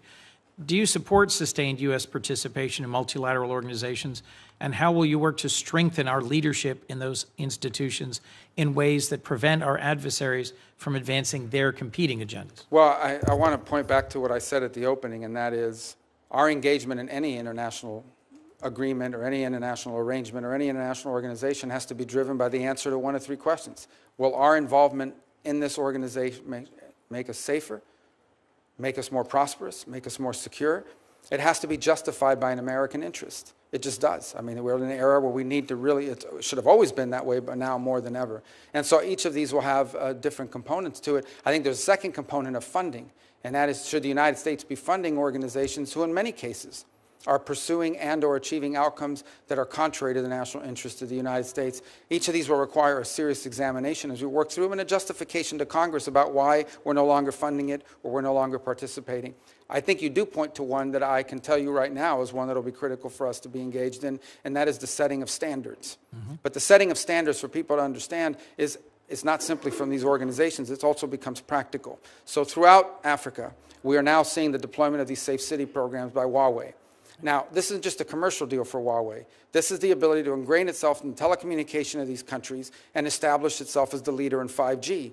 And now all of the other technologies that depend on 5G, additive manufacturing, the 3D printing and so forth, autonomous vehicles, they will all have to be drawn to the standards set by Huawei. That's not because an international organization set it up, it's because they've established market dominance, and it's a concern we have in multiple parts of the global south and the developing world. We need to be engaged that way as well. I very much look forward to working with you on deploying the full tool set that allows us to compete in the global south, including the Development Finance Corporation, something Senator Corker and I led on this committee, in which I know you see the potential for. As I come to the end of my time, I've worked hard with Senator Graham to get signed into law two different bills I wanted to mention. The Global Fragility Act, which presses the Department of Defense, Department of State, AID to have a common strategy in fragile states and to effectively. Recently, for Act, something that Meeks and I worked on, create security and governed and insecure in the global south, in South America, in Africa, and Southeast Asia. Both of these bills address the root causes of instability and facilitate cost-effective uses of American dollars by encouraging engagement of the private sector in philanthropy. Can I count on your support to work, as the Secretary have confirmed in the State Department, to implement these two laws more effectively in the coming years? Well, and the conservation one, I believe, just passed, right? Most recently. Just signed into law. Yeah. We're getting there just in time to help you with it, and it's had strong bipartisan support. On the global fragility, this has been ongoing for quite a bit of time, and we'll have to go back and check on the progress. I don't know entirely. I know there's a 10-year plan, and there's the 5 countries that we've identified. And by the way, no country likes to be identified as fragile, so we have to be sensitive about how we do it. But I think that's a component. We got to go back and see where we are on that 10-year planning, because that's an important way of leveraging both economic security and development efforts in the whole of government. And I think key to this is going to be not simply the Department of State, but it's that steering committee that's supposed to meet every 3 months at the National Security Council. That core work is happening. Look, are great, but if someone's not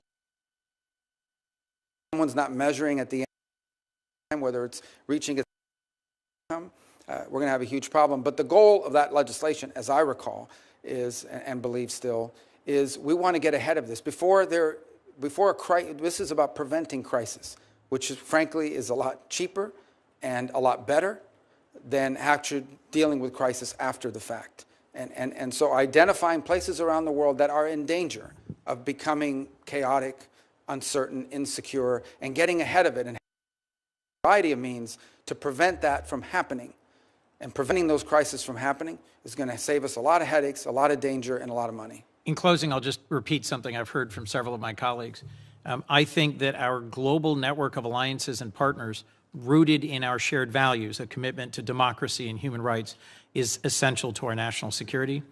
And how the war in Ukraine ends, and whether a peace agreement there lasts and secures Ukraine from ongoing Russian aggression, is critical to our credibility and security and to sustaining that network of allies and partners. I hope that's something you strongly agree with. I look forward to working with you towards that end. Thank you, Senator Coons. Next up is going to be Senator Daines, and after that will be Senator Murphy. And about that time, it's going to be noon. We're going to take a short 5-minute break at noon. Not a Senate 5 minutes, but a for real 5-minute break at noon. And those of you who have a seat here, I'd suggest you don't leave, because it's going to be difficult to claim your seat back if you're here as an observer. So with that, Senator Daines, welcome to the committee. Chairman, thank you. Marco, it's good to have you here. I've got a great view here from the dais, seeing your family behind you, seeing Jeanette, Daniela, the rest of the Rubio family. What a moment of great honor, celebration for the Rubios, culminating on Monday when your family will celebrate the 1-month anniversary of Anthony Rubio's touchdown as a Florida Gator. So congratulations on every front, proud dad. Look, you are charged with one of the most important tasks I think the administration will have, and that is advancing President Trump's agenda and representing the interests of the United States around the world. I can't think of a better nominee for Secretary of State to serve under President Trump than Marco Rubio. You'll have a lot of active conflicts we're working together on as we think about what's going on in Ukraine, Israel, Sudan, ongoing nuclear weapons programs in Iran, the tyranny in Venezuela, the New START treaty that's been completely disregarded by Russia, and not to mention what we have as we think about strategies relates to China. I could continue to list the results that we saw from the Trump administration with the Abraham Accords and really moving forward here with significant substantive advancements of American interests abroad. But look, this next administration and the leadership of President Trump and your service will be extremely consequential. This posting could not be more important. Marco, as you know, Iran's the world's leading sponsor of terror. In 2024, Iran exported roughly 587 million barrels of oil, an increase of over 10% over the prior year. These illegal oil sales fund Hamas, the Hezbollah terrorism, the Houthis, the nuclear arms programs, drone technology that's being used right now by the Russians against Ukraine. These oil sales are directly resulting in global unrest, and they're costing innocent lives. Senator, if confirmed, what would be your goals and strategies to think about addressing Iran as an adversary? You asked that question at a very interesting moment. So Iran today, 2 points I want to make about Iran, and it's really important. When we talk about Iran, I'm talking about the radical Shia clerics and not the people. The people of Iran are people of an ancient civilization, an ancient culture with tremendous pride and advances, and I don't know who take great pride in their Persian heritage and identity. And I don't know of any nation on earth in which there is a bigger difference between the people and those who govern them than what exists in Iran. And that's a fact that needs to be made repeatedly. In no way is the clerics who run that country representative of the people of that country and of its history and of contributions it's made to humanity. And it's a point I wish we would continue to make. Iran and that regime is at its weakest point in recent memory, maybe ever. Their air defenses have been badly damaged. Their Shia crescent that they were trying to create has been badly damaged in Lebanon, in Syria, where they've been basically forced and driven out. Their economy is in shambles. They now are, on some days, having 6, 8, 12, 9-hour blackouts. They are on the verge of potentially, if not having done so already, having to pull back on the energy subsidies that they provide people in that country that are incredibly popular, and it would be unpopular to reverse. So they're in a lot of trouble. And now what we need to be wise about is the following. I imagine that within that regime, and I'm just saying this because of common sense, there are two schools of thought. There's one group that's saying, now is the time where we need to find ourselves an off-ramp. Not going to turn into really nice guys, but we're really in trouble here. We need to find an off-ramp and buy ourselves some time. And then there's another group that's probably saying, now is the time to prove that we are a nuclear power or a nuclear-capable power, enriched from 60 to 90, and press go, and that's how we're going to buy ourselves immunity from foreign action. And this is a tenuous moment in that regard, but it's one we need to acknowledge. My view of it is that we should be open to any arrangement that allows us to have safety and stability in the region, but one in which we're clear-eyed. Any concessions we make to the Iranian regime, we should anticipate that they will use, as they have used in the past, to build their weapons systems and to try to restart their sponsorship of Hezbollah and other related entities around the region, because they seek to become the dominant regional power. That's their stated goal, and it's been clear by the actions that they've taken. I think it is interesting that in a year in which, I think by October of this year, the Europeans and the E3 countries of the UK, France, and Germany have to confront whether they're going to do the snapback provisions or not, because Iran is clearly in violation of the agreement that we're no longer a part of. And in fact, IAEA inspectors have not even been in the country since 2021, if I'm correct. So I think early this week on Monday, they engaged the Europeans in talking about nuclear arrangements. So whether that's indicative of the direction they're going or not, we're going to find out. What cannot be allowed under any circumstances is a nuclear-armed Iran. What cannot be allowed under any circumstances is an Iran and an Iranian regime that has the resources and the capability to restart and continue their sponsorship of terrorism. And what cannot be allowed under any circumstances is an Iran with the military capability of threatening and destabilizing its neighbors and potentially reaching the homeland as well, both kinetically and directly, and also through their surrogate groups who have long planned contingencies for attacks. And let us not forget that this is a group, these are individuals that have spent the last 5 years actively and openly plotting the assassination of the president-elect and of multiple members of previous administrations. Think about this for a moment.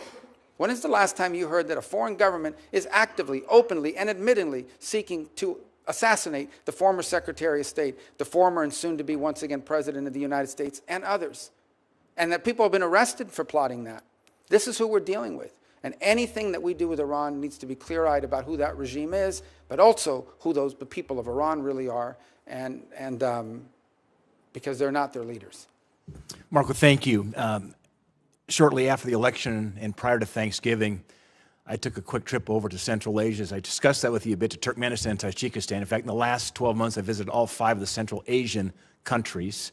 In fact, I was bedded down, speaking of Iran, 20 miles from the Iranian border in Ashgabat, Turkmenistan. They have the 4th largest reserves of natural gas in the world. But this is a part of the world that is often neglected, but of such strategic importance. You've got Iran, you've got Afghanistan, Russia, and certainly China, as they talk about living in a submarine, as they look at multi-vector diplomacy, want to engage with the United States as the Russians and Chinese are competing for their favor. One of the first trips that I made after the election, the reason was Central Asia. There's not been a U.S. senator there in 13 years. 13 years to Turkmenistan or Tajikistan. Very important strategically.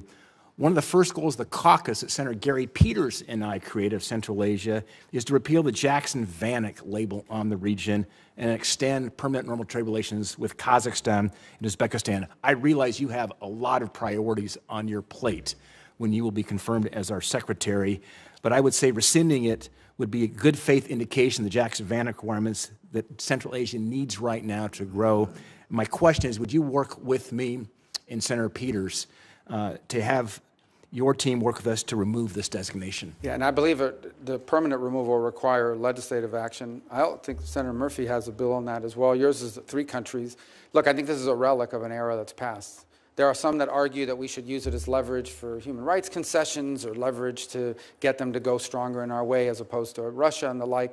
But I think in some cases it's an absurd relic of the past. I think it's Kazakhstan, who the Department of Commerce has already said is a market economy. In fact, I think they hosted the WTO ministerial just a couple years ago. So it's just they've met the conditions. Yeah, it's something so we will work with you on this because I think it's important. Thanks, Mark. I think it's a neglected part of the world. I look forward to working with Senator Murphy on this. You know, that C5+1, which is Central Asian countries plus the United States.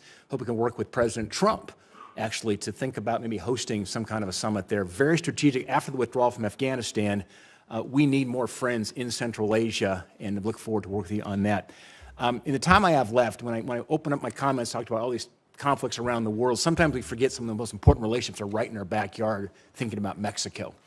With the nearshoring going on at the moment, a lot of production coming now into more of our time zone and hemisphere coming from China and so forth. Laredo, Texas is now the largest port in the United States. I think it's one of the underreported facts in our country. You talked about the cartels. They have command and control, certainly on the border at the moment. My question is, you think about Mexico, and you've been so active on Latin America and looking south of the United States, with President Sheinbaum now just coming into office. What are your thoughts around how do we become better engaged with Mexico to help them with their issue as it relates to the cartels, basically, which are running the country, it seems, at times? Well, and I wish we had more than 30 seconds to do it because it's one of those issues that I think don't get enough attention beyond the problems. Look, Mexico's economy in many ways is a very vibrant one and has made tremendous advances and continues to be a very strong regional power. They can become frustrating at times for us because they have enshrined even in their constitution, a sort of non-aligned, non-interventionist foreign policy with regards to some of the abuses. And so it's been disappointing, for example, to see the position they've taken with regards to Venezuela and others. By the same token, our economic interests are so deeply intertwined. I think there are 3 areas of friction. The first is on trade. And violations of trade agreements and so forth that have been laid out, and some of the things that I've seen, even as a senator from Florida, in the agricultural sector, that are going to continue to be an irritant in our relationship that we hope we can resolve. The second is the security situation at the border. And I think there's great interest, and should be on the part of the Mexicans, to bring this migratory problem at the border under control. People forget an increasing number of cases. The people crossing the border are not Mexican nationals. They are people that are transiting through Mexico. And in fact, in southern Mexico, you have seen a significant uptick in resentment against migration by Mexicans who are bearing the brunt of the costs of becoming a key element of the migratory path. And the third is the violence. And this violence at our border has to be addressed. I think they pose a threat to the United States, most certainly. The flooding us with the fentanyl, the criminal activities occurring within the United States, facilitated by these groups who have become vertically integrated. These are not the Colombian cartels. These transnational groups are now vertically integrated. They are the suppliers all the way down to the street level and all the way up to the production level. They are vertically integrated criminal enterprises, but they are also threatening the sovereignty and security of the Mexican state. And as I pointed, there are journalists and there are politicians who have been assassinated for standing up to these cartels. And it tells you the amount of leverage they have over the government as a result of it. So it is in their interest, as well as ours, that we work cooperatively to take these groups apart and not allow them to continue their reign of terror, not just in the border region of Mexico, but spilling over into the United States. Great. Thanks, Marco. Thank you very much for the edification of the committee. I've just been advised that there's been a ceasefire announced in Gaza. Before we all celebrate, though, obviously we're all going to want to see how that executes. With that, Senator Murphy, you're up, and then we're going to take that short break. Thank you very much, Mr. Chairman. That is indeed good news. Senator Rubio, I want to talk to you about a topic that I think is going to be real trouble for you and for U.S. national security interests, at least for the first few minutes of my time, and that's the growing personal financial entanglement of President Trump, his family, and Middle East governments. I'll give you an example of what I'm talking about. For nearly 8 years, the Trump organization has been pursuing a real estate deal to build a hotel complex in Jeddah, Saudi Arabia. During President Trump's first term, the Trump organization actually voluntarily committed to refrain from pursuing real estate deals with foreign companies, especially those that are backed by foreign governments. And so the deal didn't go through, and then it remained stalled for the entirety of the Biden administration. And then magically, 30 days after the November election, Saudi Arabia's biggest construction company that's affiliated with the government announced that the deal was going forward alongside an additional $200 million deal for a Trump property in Oman. Now, it used to be that somebody with these big financial business interests would come into government and take actions like setting up a blind trust or divestment in order to make sure there was no connection between their personal financial interests and the business they were conducting in government. But President Trump has just done the opposite, right? Over the last 8 years, while he was in office and since he's been out of office, he and his family have become more deeply dependent on revenue from governments in the Middle East. During his last presidency, Middle East interests sent about $10 million to Trump properties. After he left office, Trump's son-in-law, Jared Kushner, who was his primary Middle East envoy, was handed $2 billion in investment by the Saudis, even though a Saudi investment board said the investment was a bad business decision. That investment actually comes up for renewal in 2026, giving the Saudis massive leverage over the Trump family. And then to make matters worse, right after the election, the Trump organization said that in this term, the president-elect's second term, it would drop its previous prohibition on doing new deals in the Middle East with private foreign companies aligned with foreign governments. So the Trump organization is going to be signing new business deals in the Middle East with private companies that have connections to foreign governments at the very moment that you are going to be conducting sensitive diplomacy in these countries. That's just extraordinary. Never before in the history of this country has a president been, literally receiving cash from foreign governments and from foreign companies that are backed by foreign governments in the middle of their term. If you or I had done this as senators, we would be in violent violation of Senate ethics rules. That's not permitted on the Foreign Relations Committee. And so I guess my question to you is a pretty simple one. Do you see how this fundamentally compromises your diplomatic efforts? Do you have an issue, or will you raise an issue with the president about his growing financial connection with the governments that you're going to be negotiating with? Well, first of all, I am neither authorized nor in any position to give you sort of any insights into any of these arrangements you've pointed out. You know, you mentioned Jared Kushner as an example. He's a private citizen, happens to be a Floridian. I don't know what, if any, engagement he has in the work that's going on now. I can tell you what I know. Obviously, I'm not in the State Department yet, but I can tell you as an example, the president's envoy to that region, who was charged, Steve Witkoff, who was charged with being an envoy towards reaching an accommodation between the Israelis and the Saudis, has been working cooperatively and together with the Biden administration. And in fact, I dare to say that all involved deserve credit for the ceasefire that the chairman's just announced. But Steve Witkoff's been a critical component of it, and he has been involved in it from day one. I think the broader consideration about whether we want to see a Saudi-Israeli mutual recognition and relationship would be one of the most historic developments in the history of the region for all the factors we've discussed here today. It would be, and one of the impediments to it has been this conflict and the ongoing conflict and the lack of a ceasefire. I also think it's going to be important for the Saudis and others to be participants in post-conflict stabilization efforts in Gaza and beyond. So all I can tell you is that what I've said from the very beginning, from the opening statement, and that is our foreign policy is going to be driven, as the President's made abundantly clear, by whether some action makes America is in the interest of the United States and our national security. And that's what it's going to be driven by, and that's how all these policies should be judged by, and that's certainly the job that I believe I've been tasked with executing on. Well, let me then simply ask you this question. Do you believe that the president should refrain from doing new business deals with Middle East governments during his term in office? Well, my understanding, again, I'm speaking out of turn, but the president doesn't manage that company.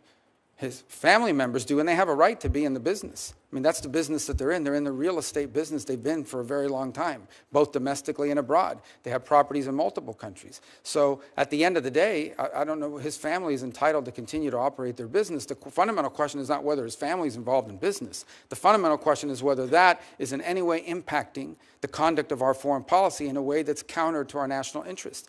And the president's made abundantly clear that every decision he makes and every decision we are to make at the State Department should be driven by whether or not it serves the core national interests of the United States. And that's how I hope our policies will be judged by, not what business his family is conducting while the president is here in Washington working not on his business, but from the Oval Office. You are correct. That is the fundamental question, whether or not a policy is being pursued in U.S. national security interests or due to the president's personal financial interests. That is the reason why, as United States senators, we are not allowed to have complicated existing financial arrangements with foreign governments, because you do not want to create the impression that there is a conflict of motivation. And I just wished that this president applied to this incoming administration the same rules that we hold ourselves to as United States senators. Senator Rubio, at the time I have remaining, just want to tackle two other topics. One that I know is of mutual concern to you and I, and that's the need to confront China in non-military ways as they try to exert influence around the world. Last time President Trump was in office, he was calling for pretty massive cuts to the State Department's budget.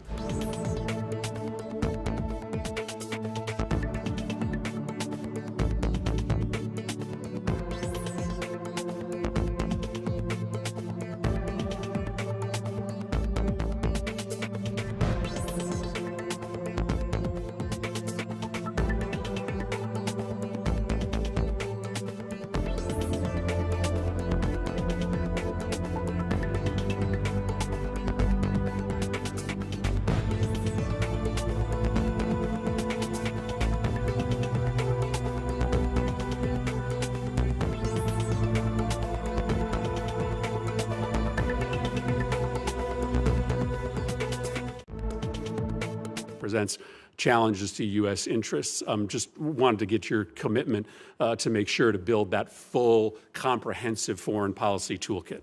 Yeah, not only have I been someone concerned about foreign disinformation, I've been the target of it from multiple nation states. And I've learned over time that the best way to confront disinformation is through a flood of free speech that allows the counterpoints of view to be heard and understood.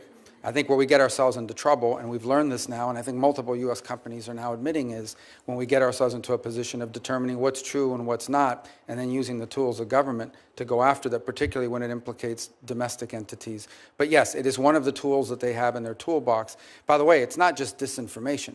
It's flat out influencing nation states' views of the United States writ large by promoting conspiracy theories internally in other countries that undermine us and that undermine our standing, whether it's in Africa, and increasingly you see it in the Western Hemisphere as well. And one of the best ways to combat that is to be present, to be there, to show what we do, and to brag about what we do. One of the things that frustrates me the most is there are literally programs within the USAID where they do not allow us to label it as made in America or a gift of the American people because it might offend someone locally. I think it's important for the world to know that what the United States is doing to help their societies, we do not do a good enough job of promoting what we have done historically and continue to do to help our fellow man around the world.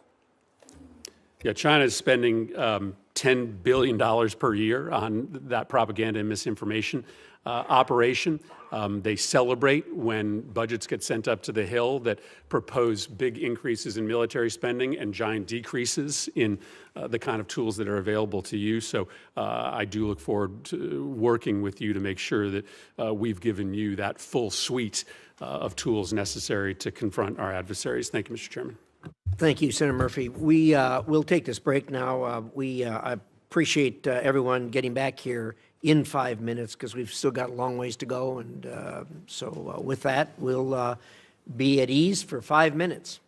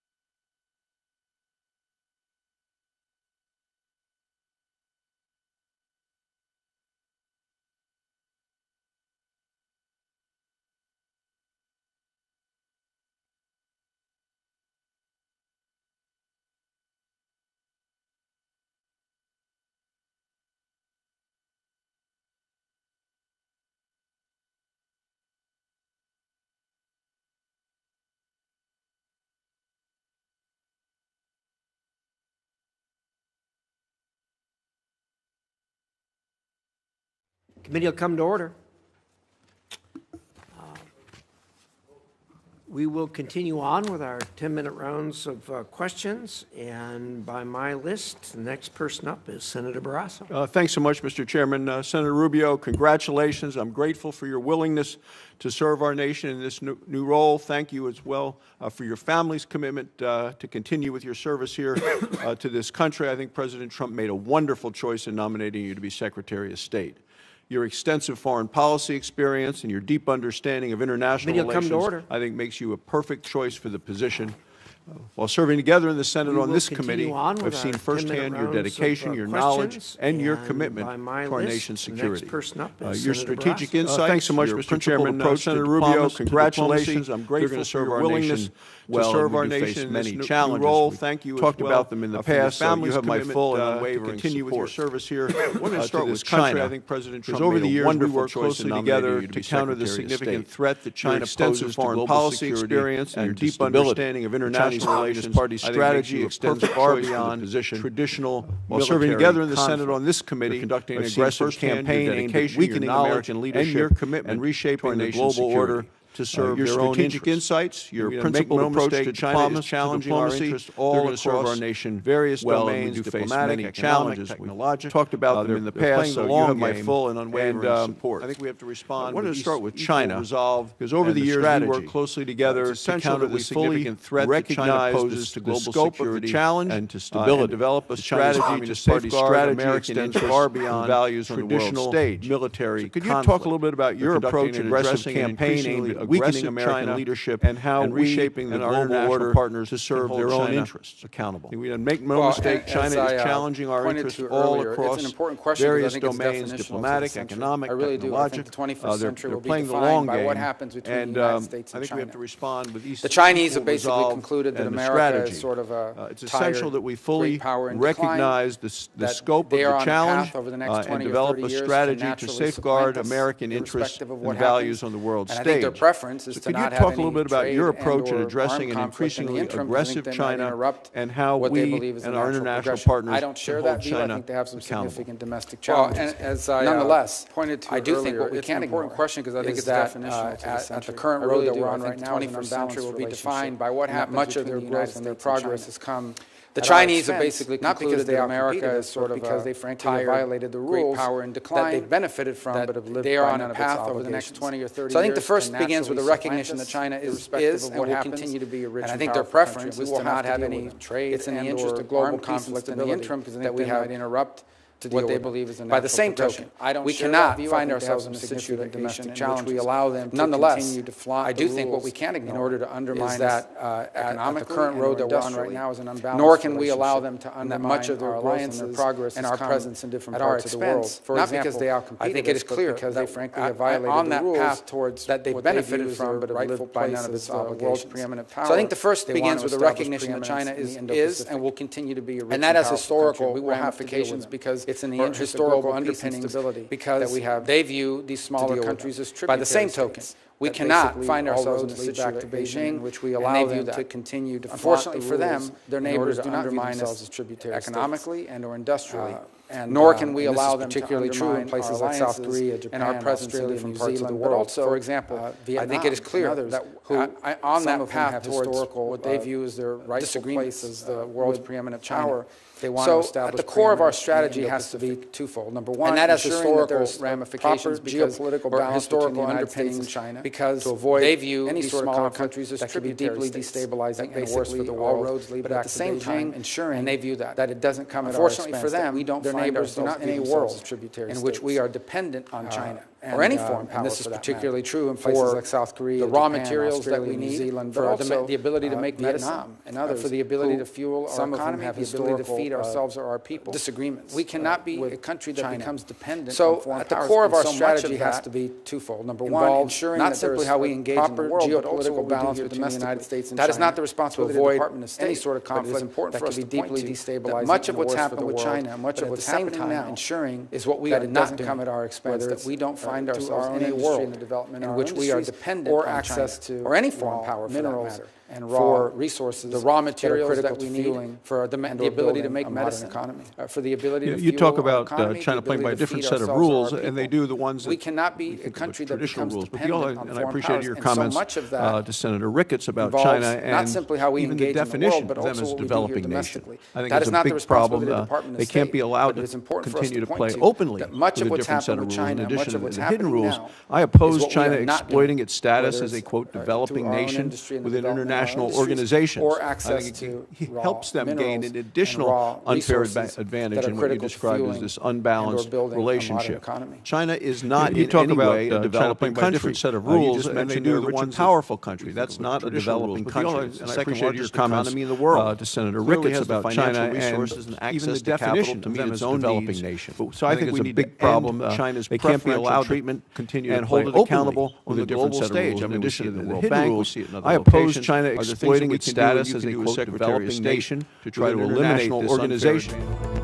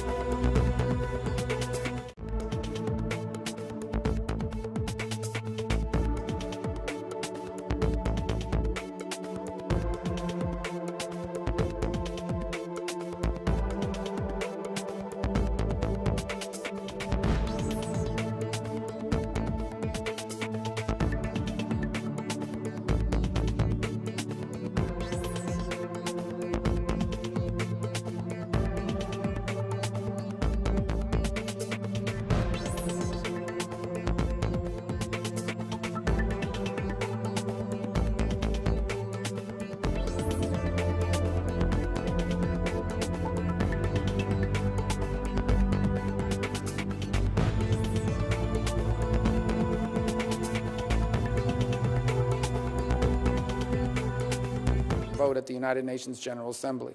And they have worked hard to not just court, but entrap a handful of votes around the world, and including in our own hemisphere. If you look at the Caribbean Basin, in Grenada and places like that, where they go into these countries, and they don't just provide $1 million to $1 billion to build the stadium, they also give you $5 or $6 million under the table for your family and friends. They do that in place after place. We've seen that practice as well in Africa. So we need to understand that there has to be, in many of these parts of the world, look, we're not bribing anybody. We're not going to do that, and it's certainly illegal for American companies to do it.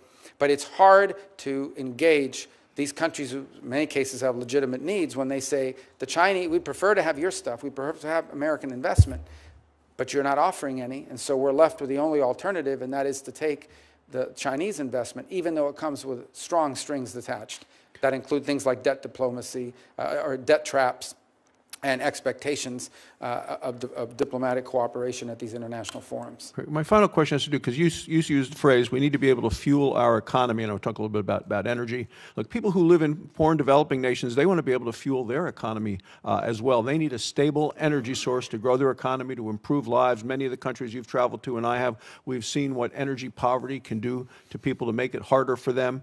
You know, we have an ability to help these countries develop a stable energy supply. But this current administration, the Biden administration, has put restrictions in place on funding of certain energy resources, such as coal, even natural gas. The United States should be working to promote an all-of-the-above energy strategy and help our friends and allies have affordable energy as opposed to what is the politically correct type of energy to be used. So I believe we should be helping these countries with energy. And are you committed to ensuring the State Department is promoting all forms of energy projects across the globe, including oil, gas, coal, affordable energy that will help people raise their standards of living? Yes, in fact, it should be a centerpiece. One of our centerpieces is our economic diplomacy. We talked earlier, I think it was with Senator Coons, had mentioned the work on fragile states and the hope of preventing fragility so that states don't collapse into some of the havens that you now see where terrorism takes a hold and so forth. And one of the things you can do to help a country become more stable and then more prosperous is access to reliable and affordable energy. And that is that's not simply for everyday life. That is critical if you want to build a manufacturing sector. It's going to be especially critical in a world in which all these new technologies like AI are going to require a tremendous amount of power generation that's going to draw upon global energy resources to begin with. So absolutely, it needs to be at the centerpiece, and we'll work very closely with the Energy Department in ensuring that it's a centerpiece of our foreign policy. Thank you, Mr. Chairman. Thank you, Senator Barrasso. And next up, we have Senator Booker. Thank you very much, Mr. Chairman. Marco, Senator Rubio, the president made a great decision in choosing you. I'm happy to see you there. You're a thought leader in foreign policy. I, however, don't think most Americans know how great of a thought leader you are in NCAA, NFL, and high school football. And I'm a little disappointed that you're not going to be the head of the NCAA right now. Not yet. We sat in my office recently. I told you about my concerns about Africa right now. Democratic Republican administrations have not prioritized the continent. It is literally the fastest growing continent on Earth. We now see the future. By 2050, 1 out of every 4 human beings on the planet will be in the continent of Africa. And because of the demographic issues we have around the globe, from Europe to the United States to even China, 1 out of every 3 working people on the planet will be in Africa. It is rich with arable land and critical minerals. It has an economic potential that could create tremendous markets for American companies and American businesses. More than this, we know, while it has incredible assets and opportunities, a lack of focus on Africa can endanger the whole planet. We know in the days of infectious diseases, for example, an outbreak of an infectious disease anywhere is a threat to public health everywhere. More than that, we see the climate challenges, migration patterns there threaten to destabilize the Middle East and other areas. Egypt, for example, literally is hosting millions of refugees in Egypt right now. Now, my frustrations in my 12 years here is that we as a nation have not really prioritized it. We do not have ambassadors in some countries where China and Russia, who understand the African opportunities, are investing heavily. I've gone around the world, and in my times in African countries, I often encounter people that saying, hey, the Chinese are here, where are you? And it's not just ambassadorial placements. Other critical positions in embassies just aren't being filled. And therefore, we're being outplayed by the Chinese and the Russians. African countries and leaders have told me time and time again, we prefer you. We'd rather deal with you. We'd rather work with you. And we can see by legal immigration patterns that their people would rather our way of life than the Chinese or the Russians. But we are simply being outplayed in ways that we can counter if we had a real focus and a real strategy for engaging Africa. And the impact of U.S. engagement is real. And the backbone of our diplomacy is that diplomat abroad, is that Secretary of State on down, people saying this is a priority.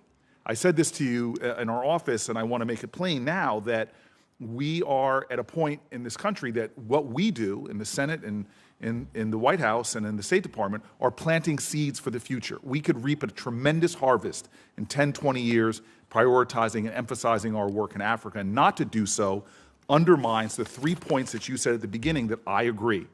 Our foreign policy should be guided by what makes us safe, strong, and prosperous. And the future, in so many ways, is Africa. Could you just talk to me a little bit about how you are prioritizing it, how you understand the critical opportunities and the dangers of not engaging at a higher level than either the Biden administration, Trump administration, Clinton administration, Bush administration have done? Yeah, and I'll preface it by saying that obviously I'm not been confirmed yet. The president's not in office yet. There will be a national security strategy that will frame much of what we do in foreign policy. So what I'm going to share with you basically here today is, as someone who will be at that table, some of the impressions that I would share with regards to our historic involvement in Africa and also some of our challenges moving forward.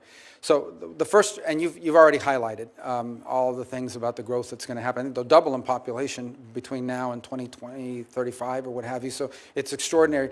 That isn't just an interesting number. That's also markets. Those are also consumers. Those are also places that I think provide an extraordinary opportunity, properly positioned, for America to become more prosperous.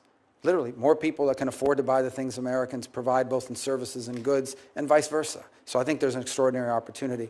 Where I think some of our situation in Africa has fallen off has been, it's been, and rightfully so, heavily focused on counterterrorism and solely on counterterrorism in some places. And that's valuable and important. It is very difficult for a country to progress or move forward if they are in fact a haven, for that's open. And so, the freaks come out at night and you've got the terrorist groups that are operating and undermining that country. So it's not that it's unimportant. I think we're also learning from the Sahel how quickly the situation changes. Despite significant counterterrorism contributions, each of those countries have pivoted to their great mistake, grave error, towards the Africa Corps led by Russia. These people are not any good at fighting counterterrorism and unreliable, and I think the moment will come when they'll realize that, and maybe there will be a new opportunity to engage. On the flip side of it, if you look at littoral West Africa, there are real opportunities there for, and in fact, ongoing engagements, not just on counterterrorism, but on economic progress. I look in the north to Morocco, another place where we have already seen substantial improvements because of the accords, but also because phase 2 of that relationship that continues to build. You also talk about one thing that I don't think has been talked about enough, and I think we hear the term as a 19th century term. The impact that malaria has is not simply a health crisis or humanitarian crisis. It has deep economic crisis, deep economic implications. It pulls kids out of school for long periods of time and not end their lives. It literally sets people and communities back.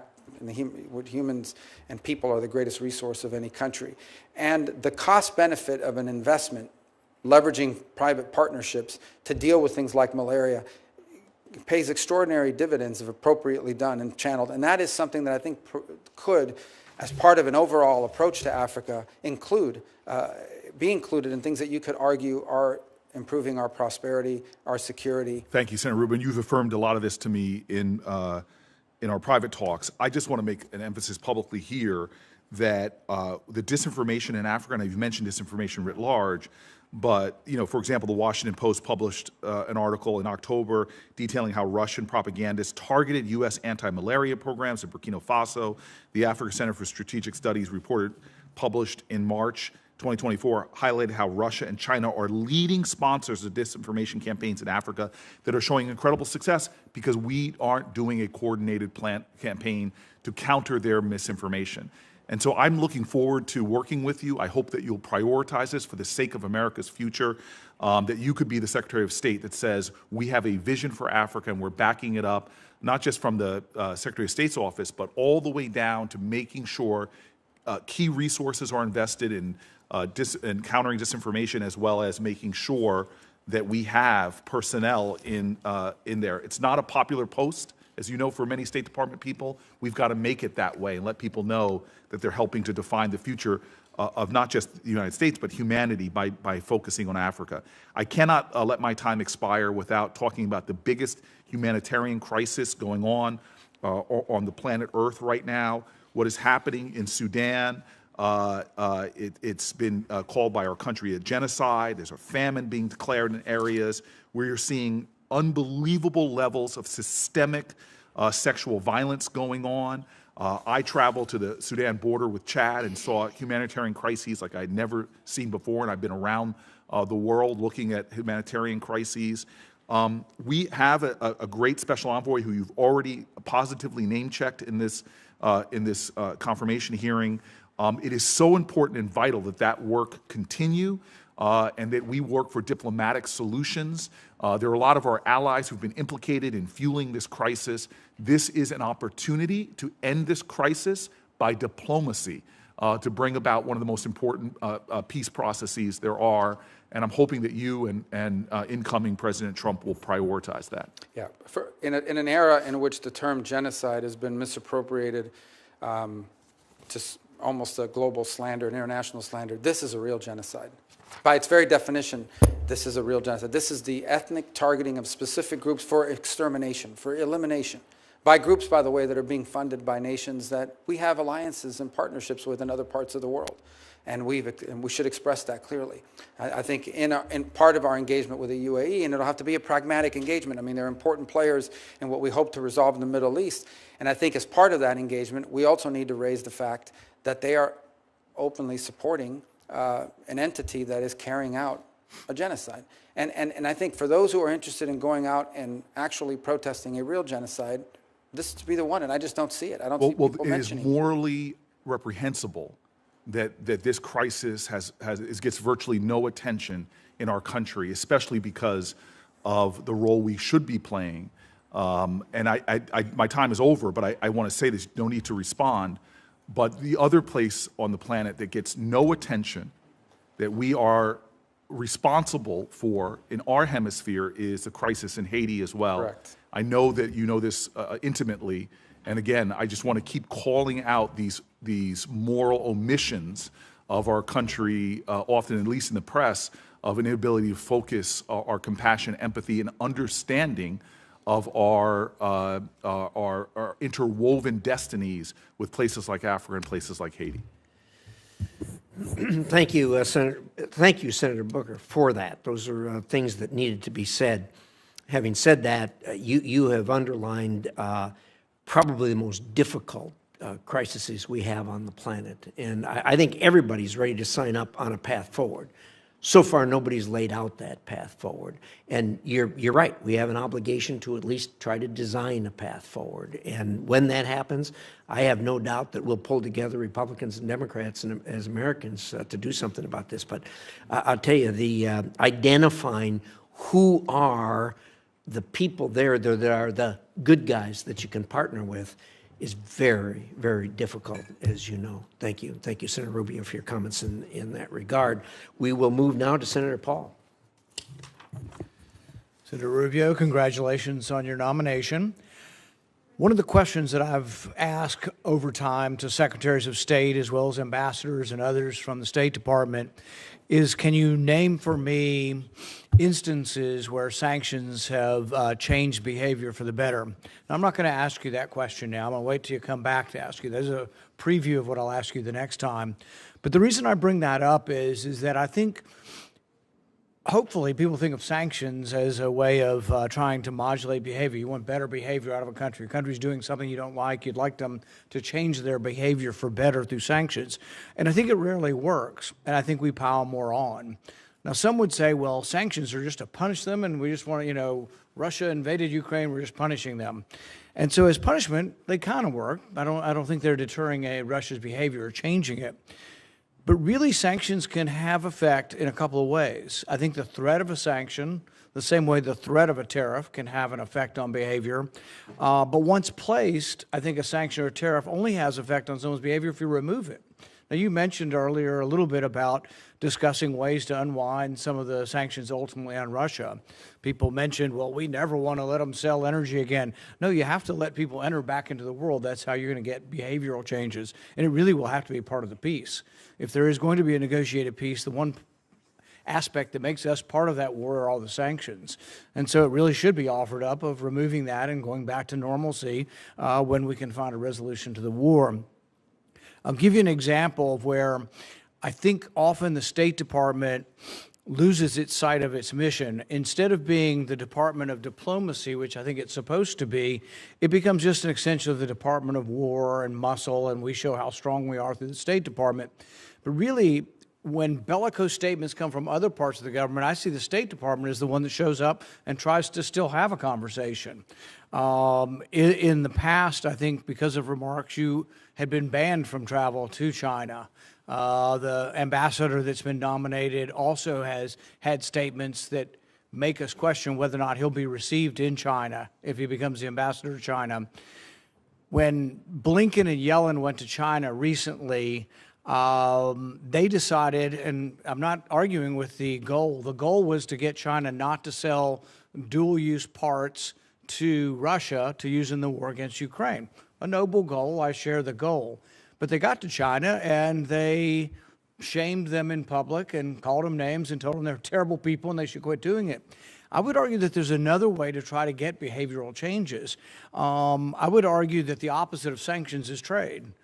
And so we have a lot of sanctions on China. If I'd been the one going to China with a mission, I would have said to China very quietly, we may not be able to undo everything, but perhaps we could undo one bit of sanctions that will enhance your economy by X amount if you'll agree to quit selling dual-use parts to Russia. And I think that's just it's a different look on things, and I don't think we're getting it very often. I guess my hope is that you will think about a different way of doing business other than just saying, let's sanction everybody and let's call people names we don't like, because I don't think it helps. I think it actually makes the situation worse. And that doesn't mean we curl up in a ball and just say, do whatever you want, but there has to be some give and take. There has to be something we take back. And so I guess my general question to you would be, we know a lot about the stick, we know about sanctions and this and that. Do you see any possibility of any carrot with China to make relations better with China? Well, let me first say, indeed, I've been strongly worded in my views of China. Let me just point out, they've said mean things about me too. And I'm not sure that they're fans of mine in that regard here. My role now as the Secretary of State is to lead the diplomatic wing of the country, and that will involve engaging them. The fact of the matter is, in a mature and prudent conversation, and I would expect that they, at the end of the day, are also mature and prudent practitioners of foreign policy. They've got 1 billion people and nuclear weapons and a large economy. We have 400 million people, the largest economy in the world in nuclear weapons. And it is in their interest, our interest, and the interest of the world for two great powers to be able to communicate. In fact, despite everything I have said, I have consistently throughout my career said that it is that geopolitical balance between our countries, or imbalance, developing imbalance, that is the greatest risk to global security and prosperity, because that could quickly trigger not just a trade and economic conflict, but an armed one, which could be catastrophic. Never in the history of mankind have two powers like the United States and China ever faced off in a global conflict, and the outcome would be catastrophic, and we should want to avoid it, and so should they. So the bottom line is this: yes, we are going to have to deal with China. They're too big and too important in the world, and they're going to have to deal with us. And my goal is that it is dealt with in a way that furthers our national interest. What cannot continue to happen is that China continues to assume all of the benefits of the international system and none of its obligations, all the benefits of global trade and commerce and none of its obligations. Your point on sanctions are important. I think that one of the things that's happened over time is we have adopted this view that we're going to be involved in less armed conflicts, which I think is a positive, generally speaking, right? Most would agree. The only other alternative left in the toolbox then is economic sanctions.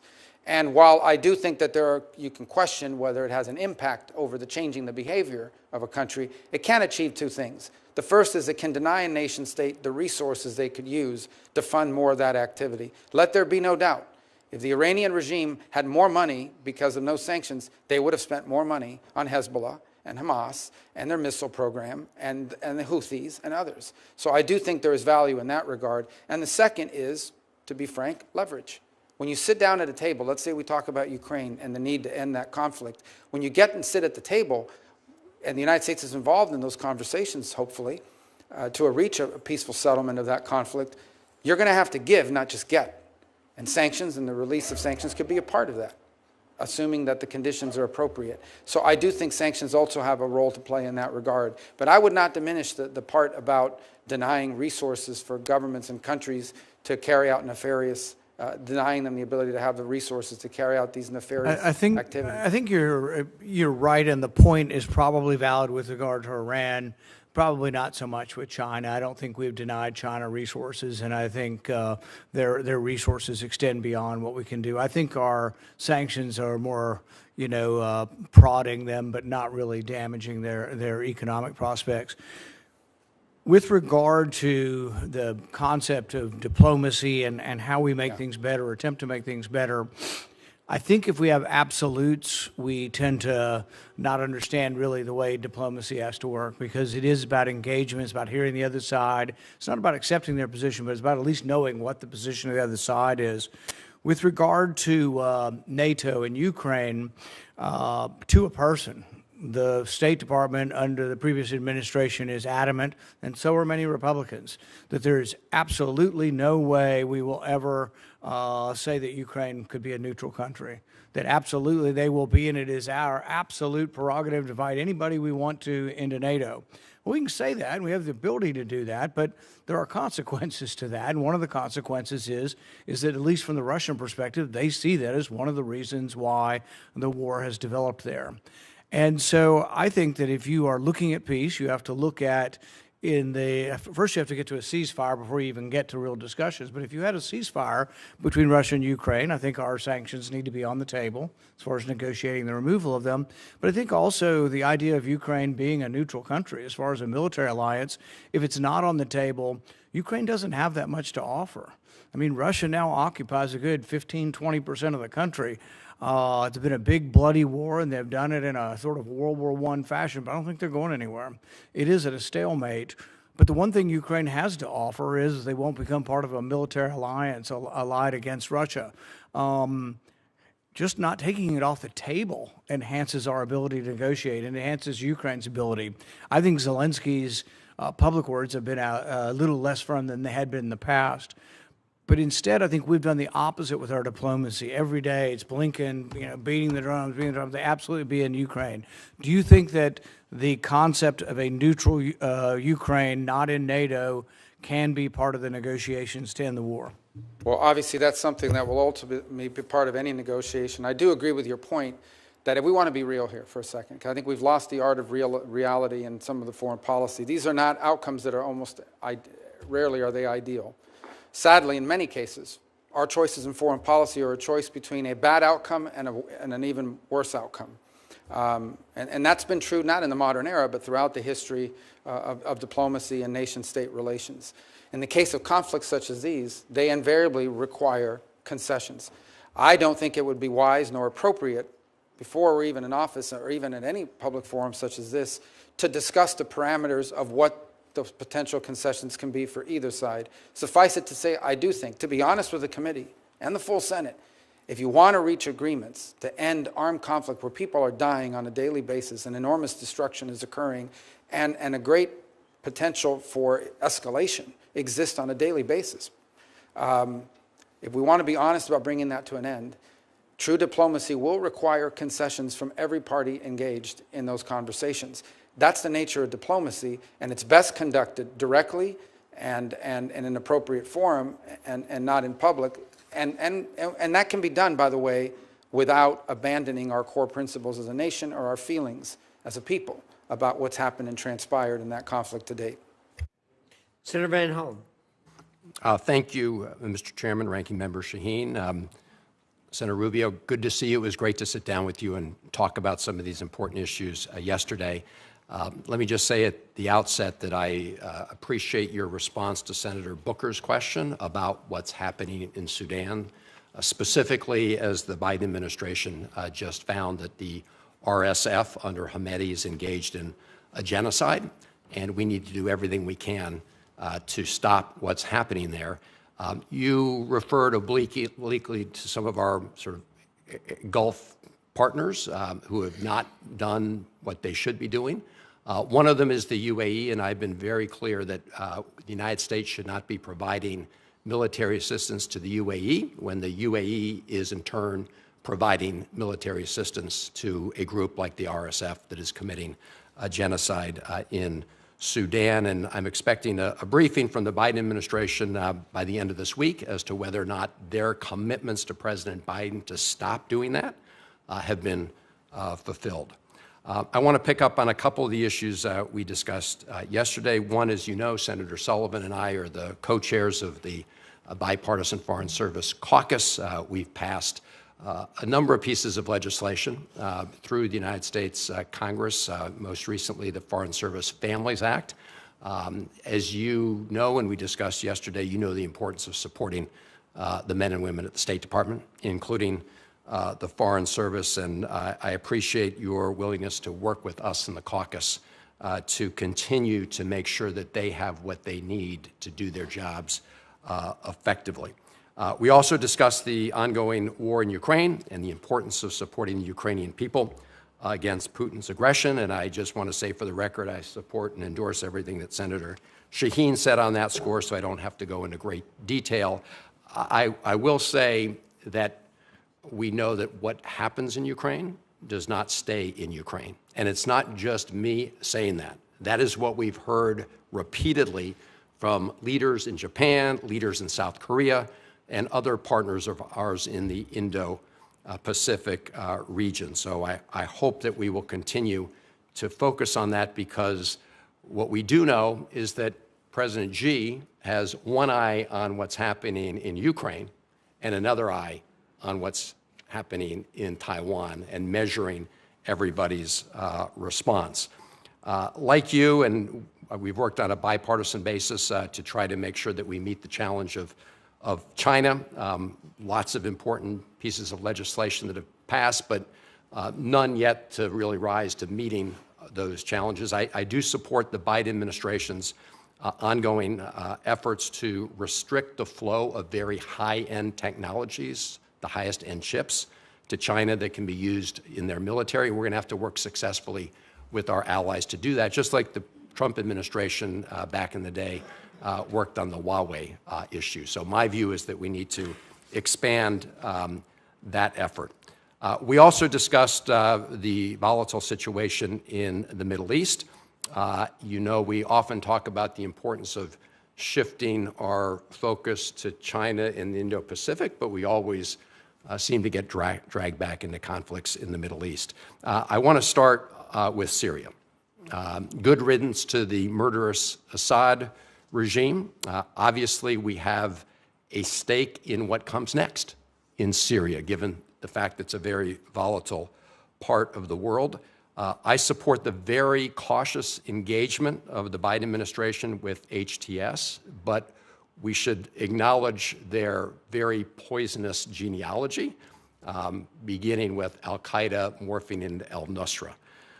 The other issue, of course, in Syria is that when you've got a situation like we see today, there are opportunities for ISIS to get further back on its feet, to provide it more oxygen. And as you know, the tip of the spear in our fight against ISIS has been our Syrian Kurdish partners, the SDF. But at this moment, President Erdogan of Turkey has been backing attacks of the so-called Syrian National Army, which Turkey largely controls, against our partners, the Syrian Kurds, which opens the door to a revival of ISIS. Because of the actions of the United States government, Turkey has so far paused that effort. Senator Graham and I have introduced legislation to impose sanctions on Turkey should they renew those attacks in an aggressive way. We talked about this. I know that you recognize the importance of that partnership with the Syrian Kurds, but just a very straightforward question. Do you agree that we should continue to support our partners, the SDF, in the fight against ISIS? Yeah, well, absolutely. Not only that, but I think we also need to recognize that there are implications to abandoning partners who have a great sacrifice and threat actually jailed the ISIS fighters. One of the reasons why we were able to dismantle ISIS is because they were willing to host them in jails, a great personal threat to them. And obviously that situation is very tenuous. I don't want to take up a lot of your time, but I do think it's important to respond to this opportunity in Syria, because it could be an opportunity. Look, the new people that are in charge there are not going to pass an FBI background check, okay? We recognize that. These are not people we know all about, and their history, as you said, is not one that gives us comfort. That said, it is in the national interest of the United States, if possible, to have a Syria that's no longer a playground for ISIS, that respects religious minorities, ranging from Alawis all the way to Christians, that protects the Kurds, and at the same time is not a vehicle through which Iran can spread its terrorism to Hezbollah and destabilize Lebanon, not to mention what's happened in other parts. Not only is it in the national interest of the United States, it's in the national interest of virtually every nation state in the Middle East to see that come about. That is worth exploring. There is an interesting dynamic at play, and Senator Paul asked a moment ago about the impact of sanctions. I would argue that the Caesar sanctions directly contributed to the downfall of the Assad regime in many ways. We find ourselves in this interesting situation now where, because I think it was reauthorized as part of NDAA, we now have these sanctions in place against the government that no longer exists. But nonetheless, it's an opportunity for us to explore how we could use that tool, the removal of it, and others, if in fact the territory is fertile for these outcomes. There are impediments to this that go beyond simply the new people in charge. And one of them, as you pointed out, is Erdogan and what his intentions are. Right now, there's a very tenuous ceasefire with regards to the Kurds. It's important for that to be maintained. I think it's important to signal to Erdogan early, including through this hearing, that they should not view a transition in power in the U.S. as a window in which they could take advantage of to sort of violate whatever agreements are in place. Right now, what we want in Syria is stability so that we can explore what opportunities exist to bring a different dynamic, because it would have an impact on Lebanon, on Israel, on the situation in Gaza, and on the broader Middle East. And to walk away from an opportunity that may not come back. By the way, the Russians have been run out of there, the Iranians have been run out of there, but they are pragmatic foreign policy operators. If we don't explore these opportunities, they will work their way back in there at some point. And I agree with everything you just said, and look forward to working with you on that. Let me turn to the Israeli-Palestinian conflict, which we also discussed yesterday, and we all witnessed the horrific October 7th Hamas terror attacks on Israel. We've also witnessed the devastation and human rights catastrophe in Gaza. Like you, I've met Israeli families who lost loved ones on October 7th. I've met with hostage families. I've also met with Palestinian families who lost kids and other innocents in this war. So I'm very pleased to see the announcement today of the ceasefire and the return of hostages. Let us pray that it holds and that it is implemented. But of course, as we discussed yesterday, the question is what happens next. And we all agree that Hamas can have no role in the governance of Gaza or any other place. We also know that for all its flaws and faults, the Palestinian Authority has recognized Israel's right to exist for the last 30 years since the Oslo Accords. Their security forces are trained by U.S.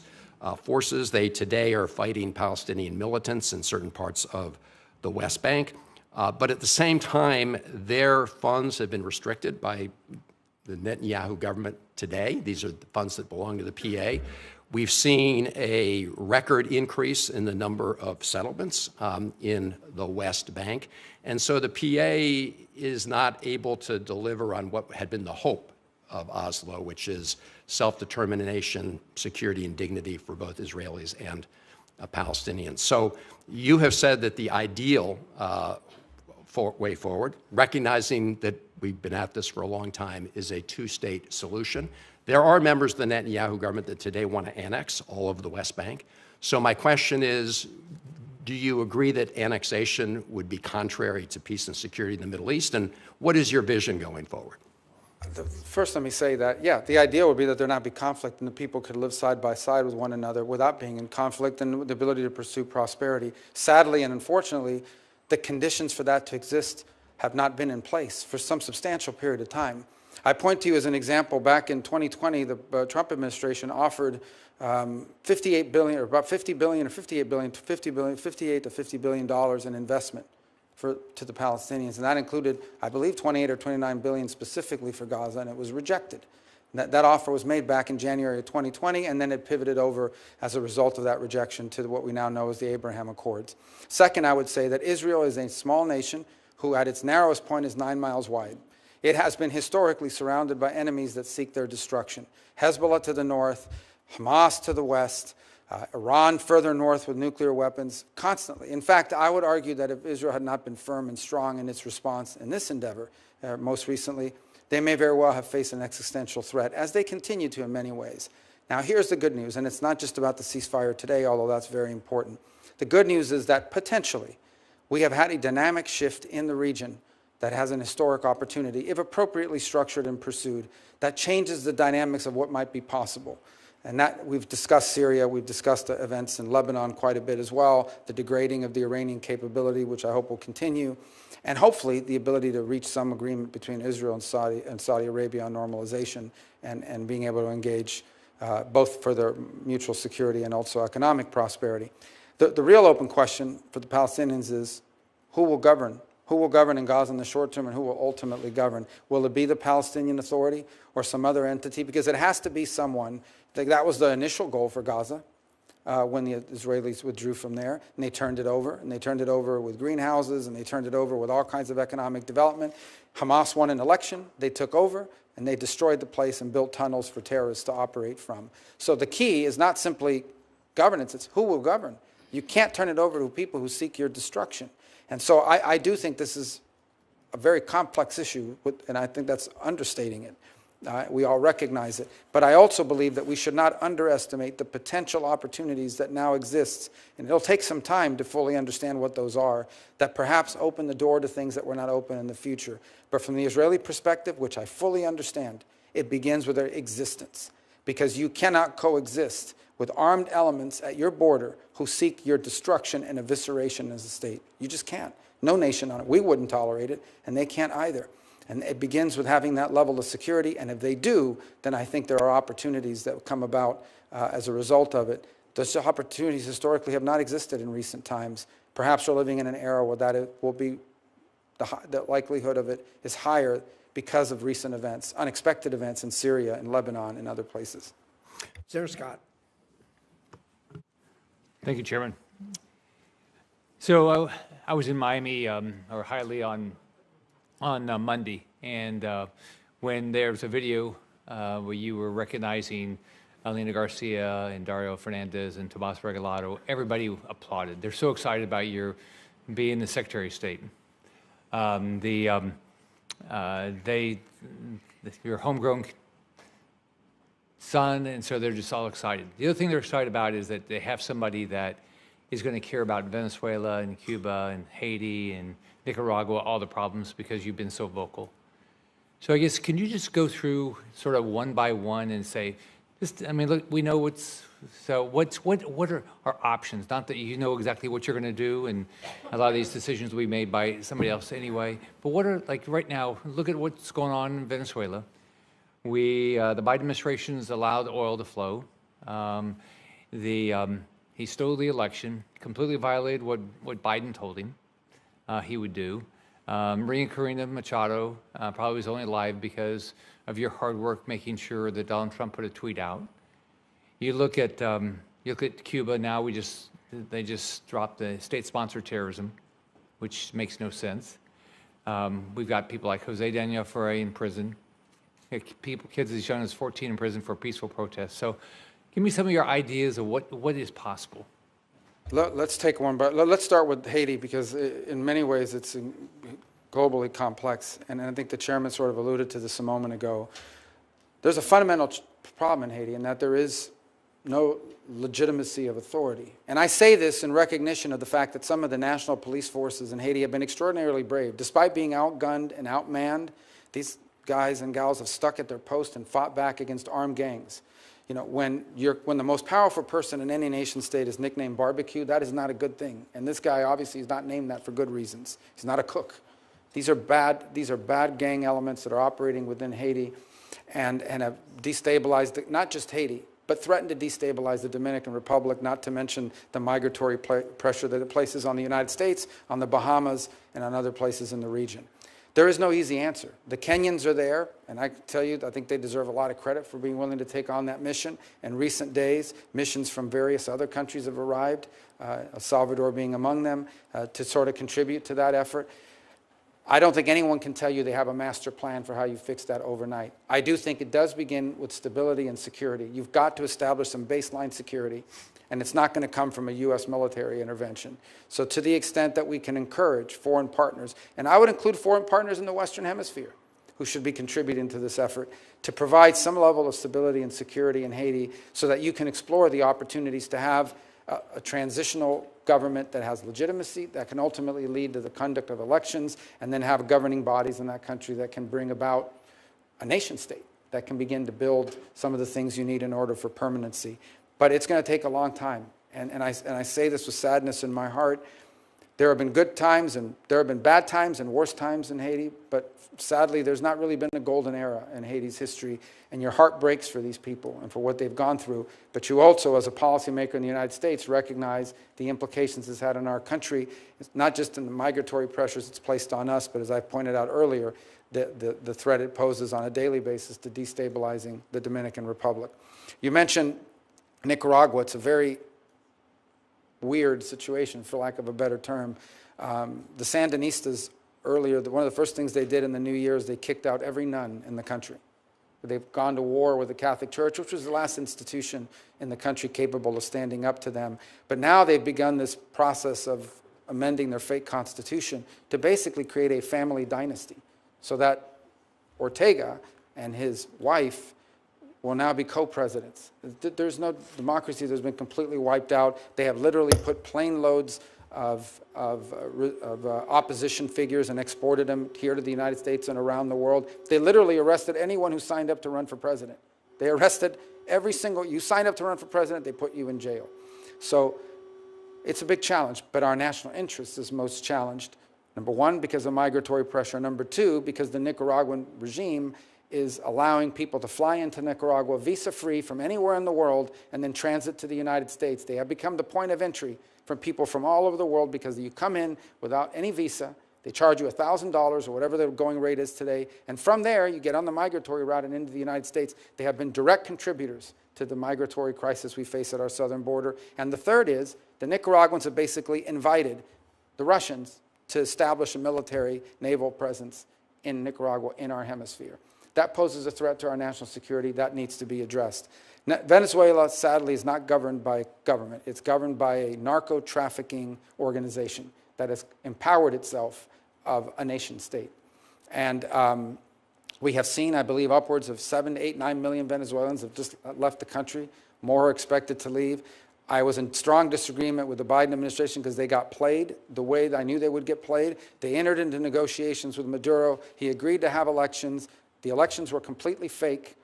They leveraged migration against us to get those concessions, and now they have these general licenses where companies like Chevron are actually providing billions of dollars of money into the regime's coffers, and the regime kept none of the promises that they made. So all that needs to be re-explored. Because in Venezuela, you have the Russian presence, you have a very strong Iranian presence. The Iranians, in fact, are exploring, or in fact are beginning to build drone factories for the manufacture of Iranian drones in our own hemisphere. Not to mention the long practice of the Venezuelan regime of providing real but illegitimate passports to operatives for Hezbollah in our own hemisphere.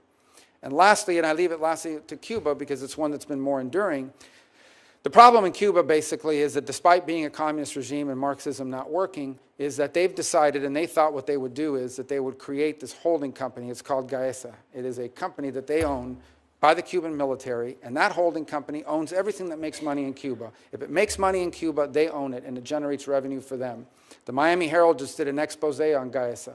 And while you have electrical blackouts and you have all these other problems economically in Cuba, Gaesa is sitting on billions of dollars that they've generated for their permanency.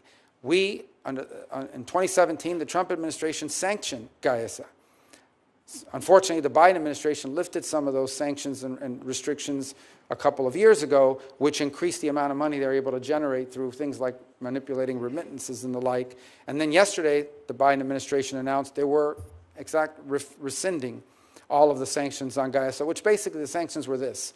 You can do business with an independent individual Cuban, but you cannot, it's the regime that doesn't allow it. You cannot do business with anything owned by that government-run entity. And yesterday they lifted the sanctions on them. Now, the new administration is not bound by that decision, but nonetheless, that's what's in place. Ultimately, the reality, the moment of truth is arriving. Cuba is literally collapsing, both generationally in terms of all the young people leaving, but it's also collapsing economically. They are now living on 20 and 21-hour rolling blackouts and some days longer because Marxism doesn't work, because they're corrupt, and because they're inept. And they're going to have a choice to make, those that are in charge there.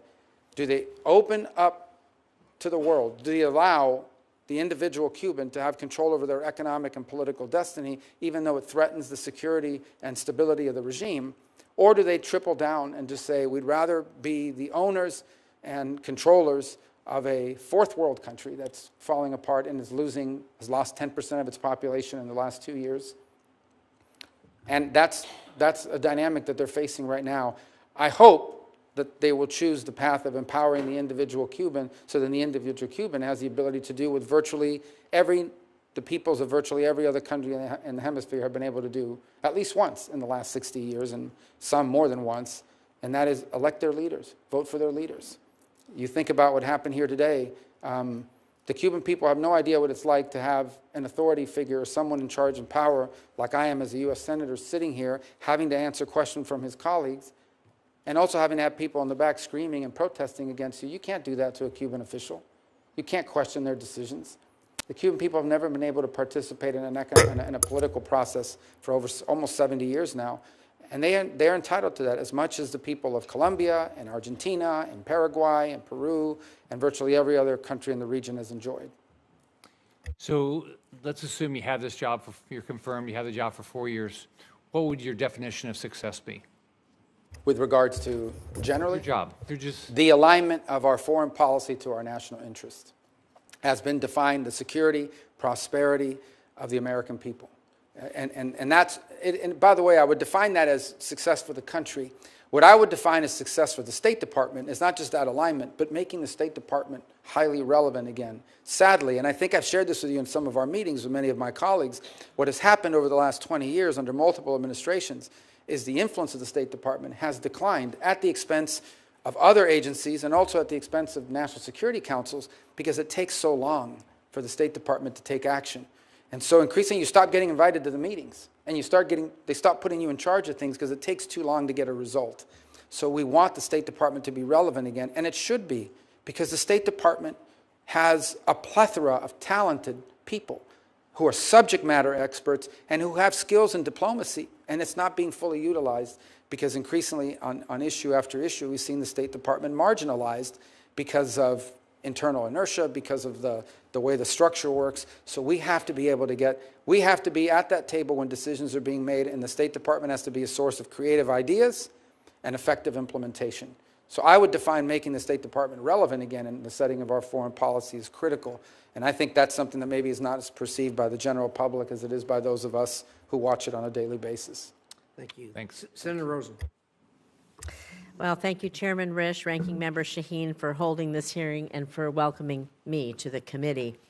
You know, I'm joining this committee at a challenging time for the global community, from conflicts with Iranian proxies in the Middle East to Vladimir Putin's war in Ukraine, growing tensions with China, a genocide in Sudan, and so much more. And I look forward to working with my colleagues on both sides of the aisle to find bipartisan solutions to these problems. And I also want to thank you, Senator Rubio, your family that's here, and those that couldn't be here, for working with me over the last 6 years and your service to our nation. And I'd like to congratulate you again on your nomination. And I'm going to move on. I just want to make a quick statement because ensuring the United States remains a steadfast supporter of Israel, I know, is one of your top priorities and one of mine. And throughout your time in the Senate, you've been one of Israel's most unwavering supporters. I want to thank you for supporting Israel. I look forward to working with you to ensure that the U.S.-Israel security partnership remains ironclad and that our friendship remains unconditional. And I want to thank you for your response to Senator McCormick's hostage question. We all hope, since we've been in this hearing, that there's news maybe of an imminent agreement being reached to free, I hope, all the hostages. We hope to hear that confirmation soon. But nevertheless, these issues must remain a top priority for the committee going forward. So I'm going to just move over to talking about Abraham Accord, speaking of going forward, because despite the immense challenges that you've addressed posed by October 7th, the Abraham Accords have ushered in new forms of cooperation between Israel and countries in the Middle East and North Africa. As one of the founders and co-chairs of the bipartisan Senate Abraham Accords Caucus, I firmly believe the U.S. should continue building on the accords by deepening people-to-people ties, soft diplomacy, if you will, and widening the circle of partnerships with Israel to new countries. So, Senator Rubio, I know you've touched on this briefly, but if confirmed, how will you support the growth of the Abraham Accords to new countries generally, and specifically maybe try to normalize relations between Israel and Saudi Arabia? Well, thank you. I think those are important points. A couple things that have come up here as a result of this. The first is, and I point this again because we just don't know, it's a new development, but I think we should not underestimate or understate the potential historic opportunities that exist right now with what's happened very unexpectedly for most in Syria, what's happened in Lebanon, the weakening of Iran and of its Shia crescent of destabilization in the region. These are extraordinary opportunities that I think lend themselves to an era of diminishing insecurity, not total the elimination of it, but enough security that it opens the door for agreement on other topics. Critical to that is the potential of a Saudi normalization with Israel. And I think that, as part of a broader context of the Abraham Accords, I think would be historic in nature, and I think provide extraordinary benefits to the world and help bring a level of stability and peace to an area that, frankly, has not had it, one could say, for thousands of years, but certainly in my lifetime. You talk about what we could do to build on it. I think the most important part of any arrangement of countries that enter into these agreements that historically have been difficult is there has to be a benefit to it. They have to perceive that there's a benefit to it, particularly among themselves. Like, what is the benefit to a country? What benefits will Saudi Arabia derive from being in recognition of Israel and vice versa? And I could think of a variety of things, whether it's advances in what their investments in high tech and how Saudi Arabia wants to diversify its own economy, the ability of cross investments, and also, frankly, of security.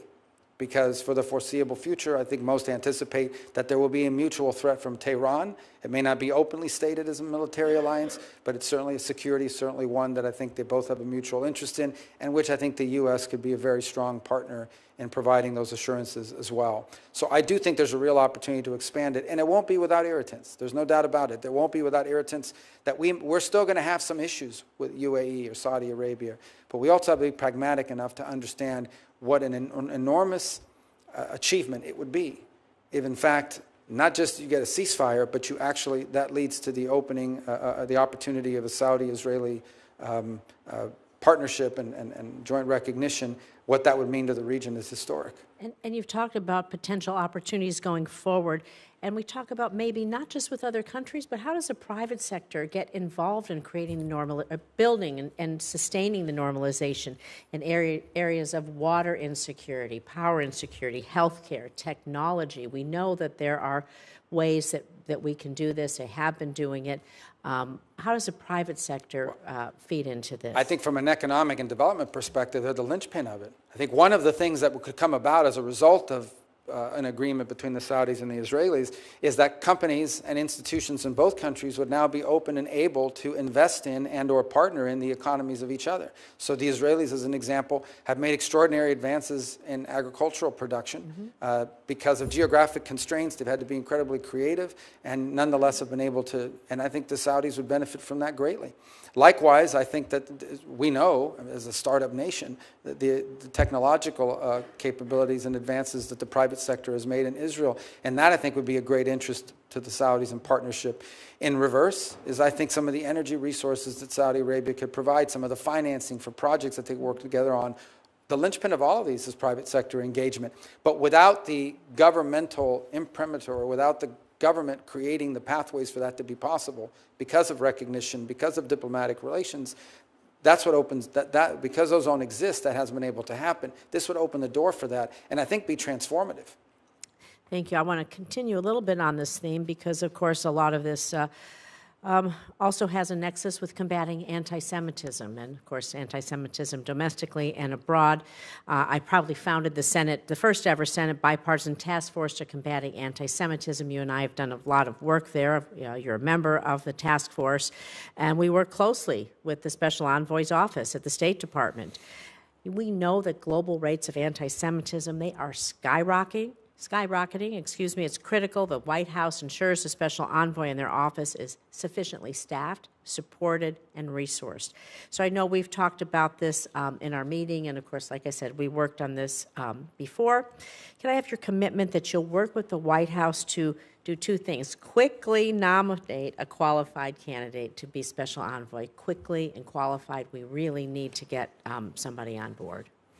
Yes, and I think it needs to be someone that, as we've discussed, also enjoys broad support across different sectors. But the key ultimately is, there was I don't know if it was a study or a survey or something that came out yesterday, but it showed something that's really disturbing. I think it said 60% of people on Earth hold anti-Semitic views, according to this poll, or in 60% of the countries, but I think it's at 60%. Look, unfortunately, bigotry and hatred has been a part of human nature from the very beginning, but anti-Semitism is a unique danger. The suffering that it inflicted on the world historically, but in the last century, is unimaginable and can never be allowed to be repeated. And it's something that we should make sure we're constantly speaking out against and identifying for what it is. I think the U.S.'s role as a leader in speaking out in that regard is indispensable. and we need to be forceful about it. One of the things that's most troubling is what seemed to me that one of the things that's undermining the legitimacy of many of our international organisms is they've become havens for anti-Semitic activity. That oftentimes is disguised as anti-Israel, but I believe is frankly anti-Semitic. And of course, we've seen incidents of that in the United States as well. We cannot ignore what anti-Semitism has cost humanity in the past, because if that lesson is forgotten, it will very quickly repeat itself potentially in every region on the planet. Thank you. I want to just quickly, a yes or no. We know you've talked a lot about how important deputies are in mission sets of different things. We know that if we don't have a deputy envoy in place, they keep the wheels turning. They keep the organization going for the waiting for the special envoy to be confirmed.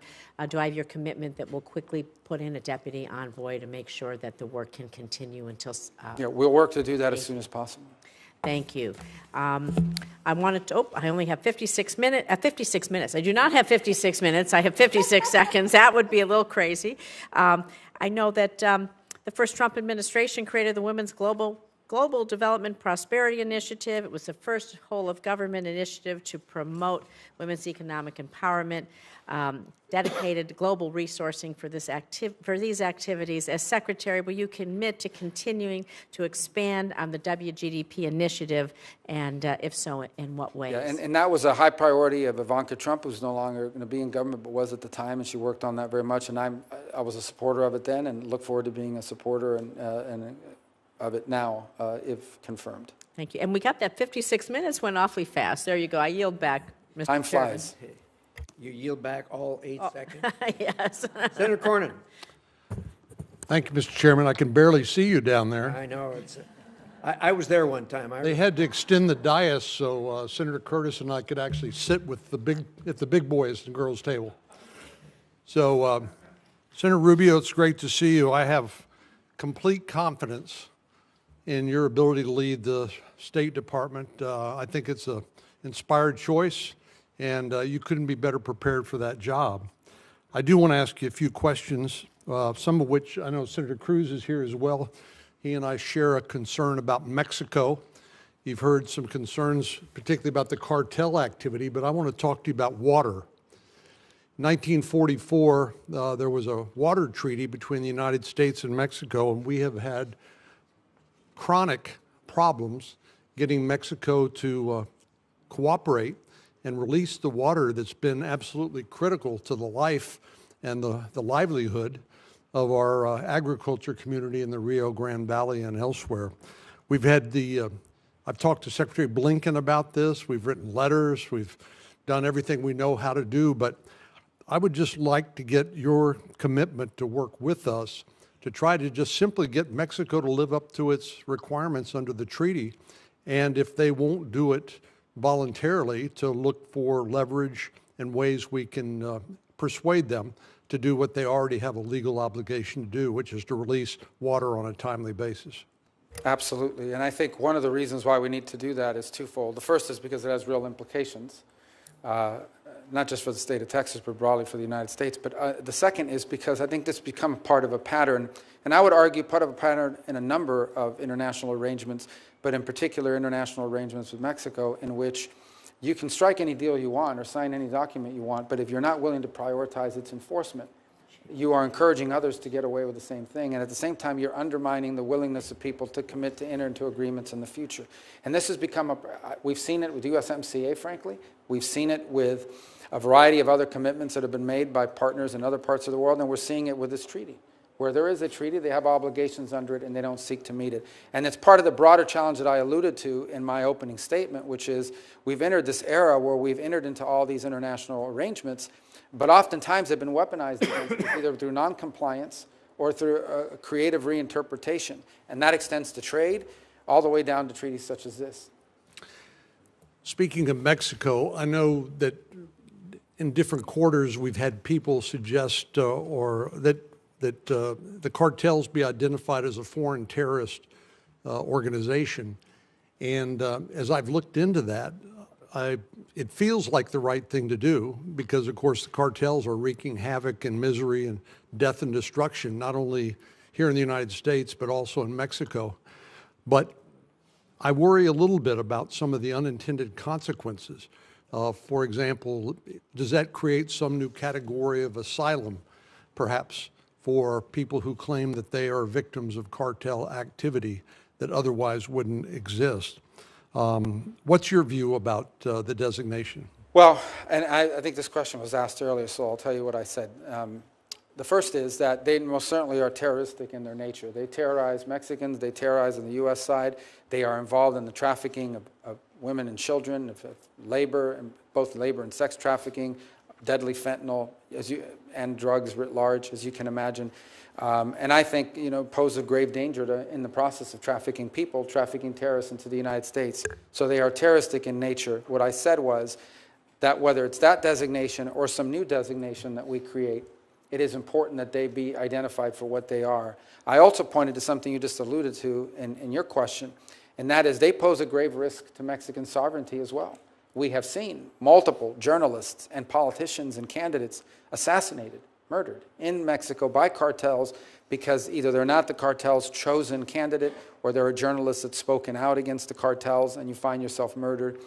And I don't think we should underestimate, and I hope the Mexicans do not, the amount of leverage that they have created over the Mexican government. And in some parts of Mexico, they are, in fact, have operational control of territories, particularly near the U.S.-Mexican border. So this is something that I hope we can work with jointly and cooperatively with the Mexicans to address, because it's in their interest as well as ours. Ultimately, I do not think I speak out of turn when I say that you can expect President Trump will do whatever it takes to secure the United States of America and the American people from the threat that they pose. But it is my sincerest hope, and frankly, I think the most productive outcome would be if we could do so in partnership and cooperation with the government of Mexico, who I know shares many of our concerns. Well, that certainly is should be our first choice, but I have the same confidence you have that President Trump will send a very clear message and follow that up with decisive action to persuade Mexico to do what it is in its best interest, and because it's an intolerable situation right on our southern border. We can't get a divorce. We got to make the marriage work somehow, and but it's a troubled marriage, shall I to continue the analogy. Let me talk to you briefly about the Foreign Agent Registration Act, which is within the jurisdiction of this committee. This is something I've been concerned about for some time, because we have lobbyists that work here in Washington, D.C. that actually represent foreign nations that, unbeknownst to members of Congress, they're actually advocating not on behalf of the American people and American interests, but on behalf of the interests of foreign nations. Now, there is a loophole called the Lobbyist Disclosure Act, which is frankly weak sauce when it comes to providing the kind of transparency that we need. Anytime somebody shows up in your office and is advocating for something purporting to represent American interests, but in fact is there motivated by and being paid by a foreign interest to advocate their interest, is that something that you would be willing to work with us to further reform and refine? Yes, and as you know from our time serving together on the Intelligence Committee as well, it's something we spend a lot of time talking and thinking about as well. And I would raise 3 points. The first is, look, the straight up, some foreign government hires a lobbyist. You know that because they're registered and we're aware of it. The second is more nefarious, and that is that you hire someone through a cutout, a third party, without aware of the fact that they are in fact being paid by a foreign entity, and sometimes dressed up as an American interest, when in fact it's furthering the interest of a foreign entity. And then the third, and it's one that I don't think gets talked about enough and it isn't covered by this law, but it needs to be said, is some of the most effective and vociferous lobbyists on behalf of Chinese interests in the United States for a long time was U.S. corporations, who had a pretty good deal going in China with regards to manufacturing and the like, and would come here and argue in favor of outcomes and policies that favored China. And by the way, China would weaponize this openly. They would, in fact, bring in CEOs of corporate America and encourage them to go back and talk to your member of Congress and tell them they better not do that, because if they do, companies like yours are not going to do very well in China. And that was weaponized against us, too. That's not illegal, but it's most certainly troubling and something we need to have our eyes open to as well as we move forward. Well, that's a perfect segue into my last question, and this has to do with outbound investment transparency. As you know, the Senate has passed legislation providing for a reporting requirement for American companies who are investing in China. It's not a prohibition, it's merely a disclosure requirement because the unique circumstances that you're well aware of that China provides. There is no division between civilians or the private sector and government. Under Chinese law, the private sector, so-called private sector, is required to share any and all information that might be of use to the People's Liberation Army or to the Chinese intelligence agencies. And it is not a stretch to say that due to the tactics of people like, or strategies really, of people like Deng Xiaoping, who said, hide your motives and bide your time, we've seen massive U.S. investment in China, which has not only helped them rebuild their economy, which is fine, but more ominously rearm their military, modernize their military so that they become a threat not only to their neighbors in the region, but to world peace. We can all imagine a nightmare in which China decides to take Taiwan, which President Xi said he's committed to do. So I think it just makes sense for us to have more transparency so that as policymakers, we can then figure out what is the right policy. I could care less whether American companies want to build more Burger Kings or Starbucks in China, but I do care if American companies are investing in dual-purpose technology or in ways that would undermine the national security of the United States. Do you share that concern? Absolutely. And in fact, I shared it beyond just simply what you've discussed. This was a few years ago when the Thrift Savings Plan, the retirement, 401k basically for federal workers, was investing in funds that are going directly to Chinese military use. So you think about it, there were people serving in the armed forces of the United States whose retirement funds were being invested in companies that were building the weapons designed to one day blow the ship that they served on, even the Indo-Pacific. And in the case of other private sectors, you're right, every sector is not created equal in terms of the threat they pose to our country. But at a minimum, we should have insight into whether American investment dollars, be they institutional or individual, are going through the funding of activities designed to undermine the United States of America. That's a core national security interest. Thank you, and Godspeed. Senator Kane. Thank you, Mr. Chair. Ranking Member Shaheen, welcome the opportunity to work with you in this Congress. Senator Rubio, congratulations on your nomination. If you're watching the hearing, you probably notice senators coming in and out, and most people understand why that is, but for those who don't, we have a lot of other hearings, a lot of other responsibilities. We get in a queue and kind of know when our questioning time is coming up. I decided that I would show up, albeit 11 minutes late, and stay because this is so important to the country and to me. But I think for those of you who have watched this hearing that was gavelled in at 10, what you've seen is a nominee who is extremely well prepared.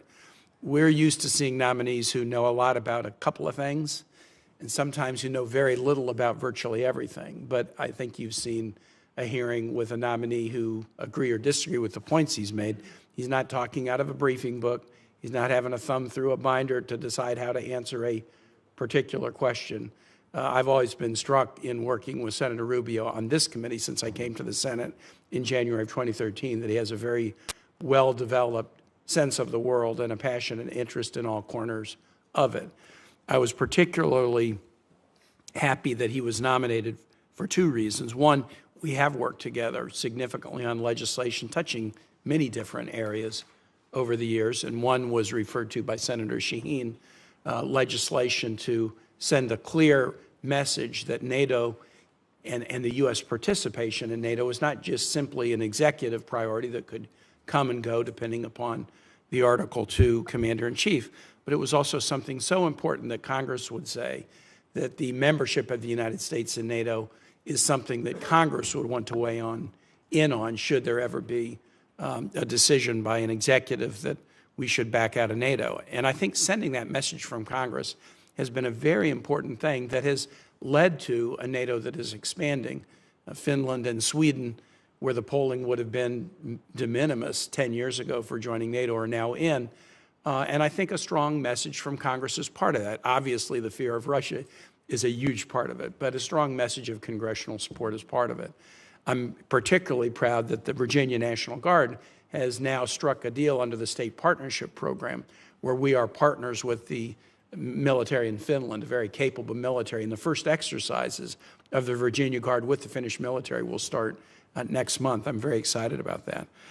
The second reason I was particularly gratified to see Senator Rubio nominated for this position is he cares about the Americas. I cast my first vote in a presidential election in 1976. I have not seen a single administration, Democratic or Republican, that has devoted enough attention to the Americas. We devote attention to it in a time of crisis and then move our attention elsewhere. It seems like secretaries of state have often thought that the world only has an east-west axis and not a north-south axis. And Senator Booker addressed that with his questions around the attention that should be paid by the United States to Africa. I feel that very strongly about the Americas. I don't have to ask Senator Rubio questions to gauge his interest and attention level. Everyone who comes before the committee tells us they're really interested in the Americas, only to find that they end up spending all their time somewhere else. I don't have to ask that question of this nominee to know that he has a passion about the nations that are our nearest neighbors, a passion about the nations who are so connected to us in our cultural roots and in our family ties. And it is so important, not just because China and other nations are now getting into the area. I don't want to have a new Monroe doctrine that we only care about it to keep Europe out of it. We only care about it to keep China out of it. We ought to be paying attention because we're connected to these nations, and things will go better for us if things go better for them. So to you, Senator Rubio, I'm very, very happy that you're nominated for this position. Two comments, then one particular question. One, the status of career ambassadors. I think it is a norm for every administration to ask ambassadors to tender their resignations, and it is certainly the norm for the political ambassadors to be politely let go the day that the new administration comes into place. And I think that's an expectation that everybody has. We get that. For the career ambassadors that are in place, they have been asked to tender their resignations to the incoming administration, and that's normal. But I would hope that the administration would consider, if their career, keeping them in place until their successors are ready. Because to swap out a career ambassador for a career chargé does not advance our ability in any way to operate in nations. There is a cachet that comes with being a confirmed ambassador that really helps you with continuity and diplomacy in these nations. So I know that that's a decision that the president makes, but I hope as you have a conversation with the national security and diplomacy team, you might encourage the administration, yes, you're going to replace the politicals with career chargés, but don't replace the career ambassadors unless or until you're ready to put somebody in place, which we know can often take quite a while for the administration to even forward nominees, much less the time to get through the committee process. That would be a comment. And then second is more for colleagues, really, rather than for Senator Rubio. One thing I've tried to be consistent on in my service on this committee is fight against unilateral executive application of military power unless it's in pure instances of imminent self-defense, active self-defense or self-defense against imminent hostilities. And I have been able to get this committee to pass significant war powers resolutions under 3 different presidents now, President Obama, a Democrat, President Biden, a Democrat, and President Trump, a Republican. And I just wanted to assure everybody that I'm going to continue to be a stickler, that the nation shouldn't be at war without a vote of Congress, except in the instances of imminent self-defense. And I will do that because I have done that under presidents of both parties, and I'll continue. Senator Rubio, now to the question. And you alluded to this very briefly in one of the comments that you made about the nation of Paraguay. Not only do we not devote enough attention to the Americas, but when we do, we devote attention to the headaches. And the headaches abound in the Americas and elsewhere. And so we've talked about Haiti, a problem. We've talked about Venezuela, a problem. But so often, we don't pay attention to lift up, elevate, provide resources to celebrate the nations in the Americas that are doing things right.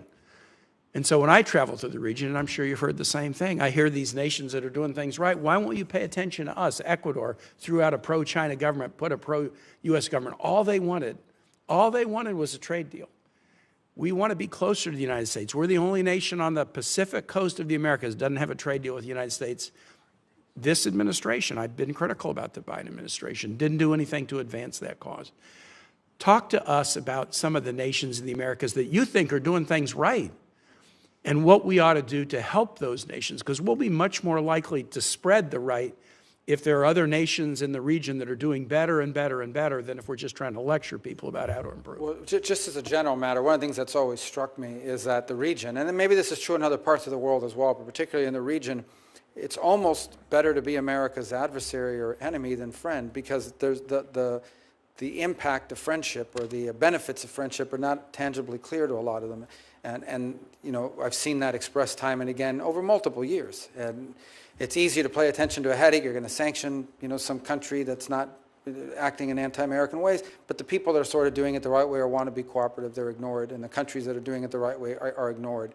So I think there are a number of countries that right now as we speak, and I always say this with caution because I may not mention one country and they say, well, they left us out, but I just want to point to a few that I think are present and clear for us. You mentioned one with Ecuador. Ecuador was actually left out of CAFTA because at the time, the people in charge didn't want to be a part of anything with us. They're facing some real security threats that are unique to Ecuador's history.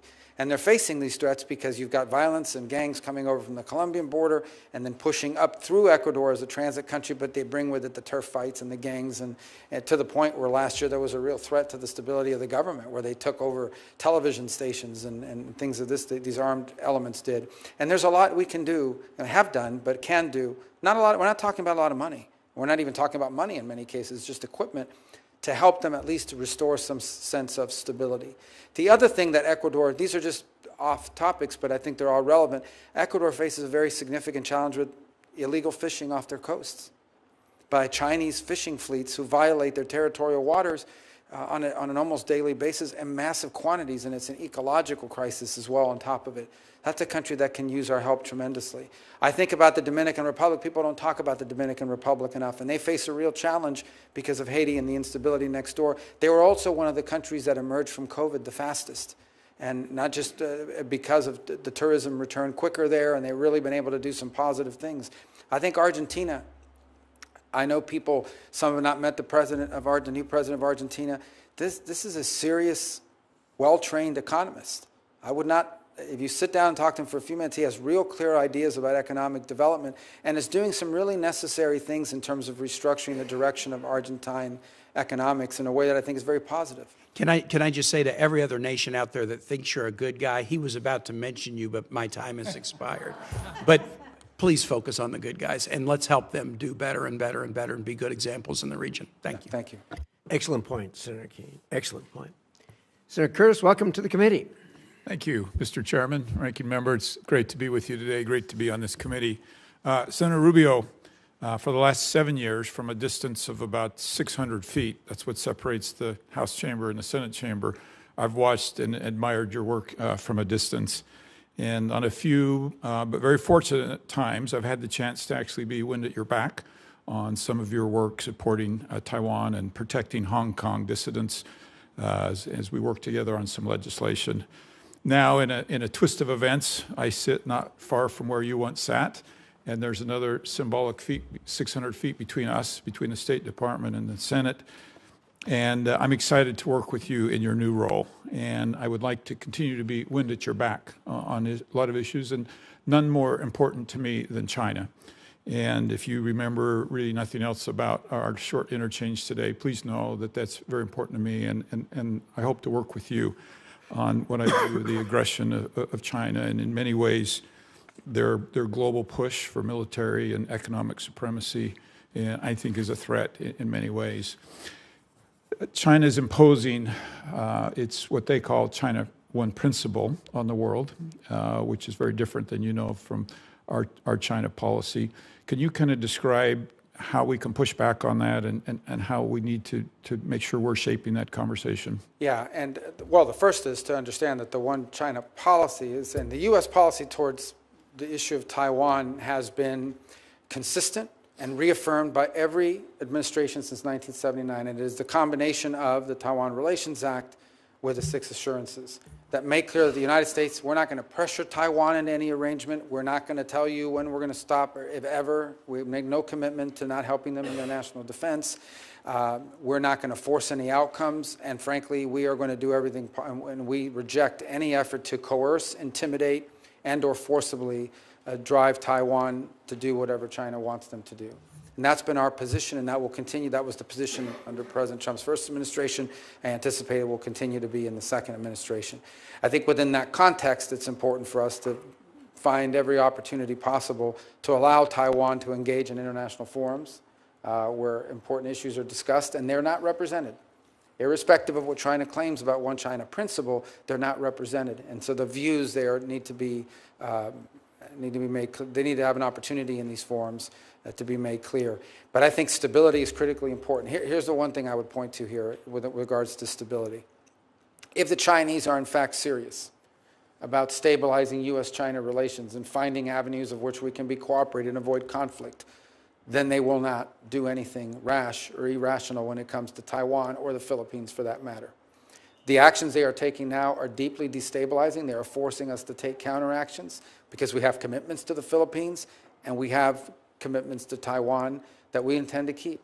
And so if they want to destabilize the relationship, or they want to help at least create some pathway for stabilization of our relationship with them, even as we remain engaged in global competition, and in some cases more adversarial than others, they really need to stop messing around with Taiwan and with the Philippines, because it's forcing us to focus our attention in ways we prefer not to have to. As a matter of interest, I actually lived in Taiwan in August of 1979, 3 months after that act that you referred to, and I think you're very accurate. I think for a minute about Europe, and there's some countries it feels like in Europe, because of their presence, Poland, Czech Republic, and Baltics, that are more in tune with this issue. But as a whole, it feels like some European nations are in denial of some of the things you've just said. You talk a little bit about how we work with our NATO friends over there and how we get them to appreciate this and actually play a part in this? Well, I think in the case of NATO, I think I would expand it to really talk about the European Union and the EU, which I think is increasingly every single day coming to the realization of the threat that China's mercantilist policies and unfair trade policies are posing to them. They are flooding the European market with their cheaper electric cars, or attempting to do so. There's a dispute now about the importation of aluminum on sector after sector. You're seeing the EU confronting the reality. By the same token, you know, they're like many countries around the world, including ours to some extent, there's a quandary involved. There is an intermeshing economic relations that you can't just walk away from, but you also recognize the long-term threat that Chinese practices are having on your economic lives. And so I think that's an area in which the Europeans are, some more than others, are increasingly aware and willing to be more forceful. Italy has been willing to lean into it more than perhaps some other countries in the region. Hopefully that will continue to change. On the security front, look, an event in the Indo-Pacific, say, let's leave Taiwan out of it for a moment and say it's the Philippines. Okay, in the last 48 hours, there's this massive, I don't even know how to describe it, but this massive ship that the Chinese have built that's like headed towards the Philippines, and the Philippines feels threatened by it, rightfully so. We've seen this on a daily basis with the harassment and so forth, but on a daily basis. If, God forbid, there is some miscommunication or some inadvertent conflict emerges there, and we have obligations to them, the impact that will have on the entire globe, the impact that it will have on the entire globe is enormous, and that includes Europe. So they have a selfish, vested interest in seeking for the Chinese to curb their behaviors. I would also point to the Europeans that what the Russians have done with Ukraine would not have been possible without the assistance of China, whether it's the sharing of technology or aid in evading sanctions or selling their oil in secondary markets. The Chinese have been hidden, but clear to everyone watching, partners in the Russian endeavor. Yeah. And the Europeans know this, and they need to be continually reminded of it, because it reveals the nature of who we're dealing with. That was actually my next question, so I'm going to skip that one, but thank you for addressing that. I want to turn to Hong Kong. I mentioned I lived over in that area, and I actually remember as a young man in the 1980s shopping for a camera in Hong Kong. As a businessman in the 2000s, I tried to sell my product over there in Hong Kong. I've been over there a number of times as a tourist and just enjoyed that beautiful city. And unfortunately today, none of that is possible. As a matter of fact, I actually have a warrant for my arrest over there because of the work in the house that I've done over there. Can you talk a little bit about the role there, and what's even worse is Hong Kong's now playing a role in facilitating sanctions evasion and money laundering. And can you address that issue? And Well, I think it's important to take 30 seconds down memory lane. Hong Kong was turned over by the UK with a strong set of assurances that it would remain autonomous and independent. It would be governed by the Chinese, but independent. They would have a democracy. There would be free enterprise. They would be left alone. In essence, they would, that's the promises they made. They have violated over time, they violated every promise. They basically broke the deal. Just like they lied about all the island chains that they said they weren't going to populate and militarize, and they have done so as well. And so today, we cannot consider Hong Kong to truly be autonomous anymore. It is not. It is now under the full control, especially on national security matters, of Chinese authorities. And it should not be surprising to us that these deeply rooted banking institutions that are in Hong Kong, who long have served as financial capital on the global scale, are now being used to the benefit of the Communist Party and to evade global sanctions. And I think there has to be a growing recognition of that. I also think it's important to remind those sectors in finance that are still involved there that the Chinese national security law that's now been implemented in Hong Kong allows them, if they don't like what you're doing, to basically trump up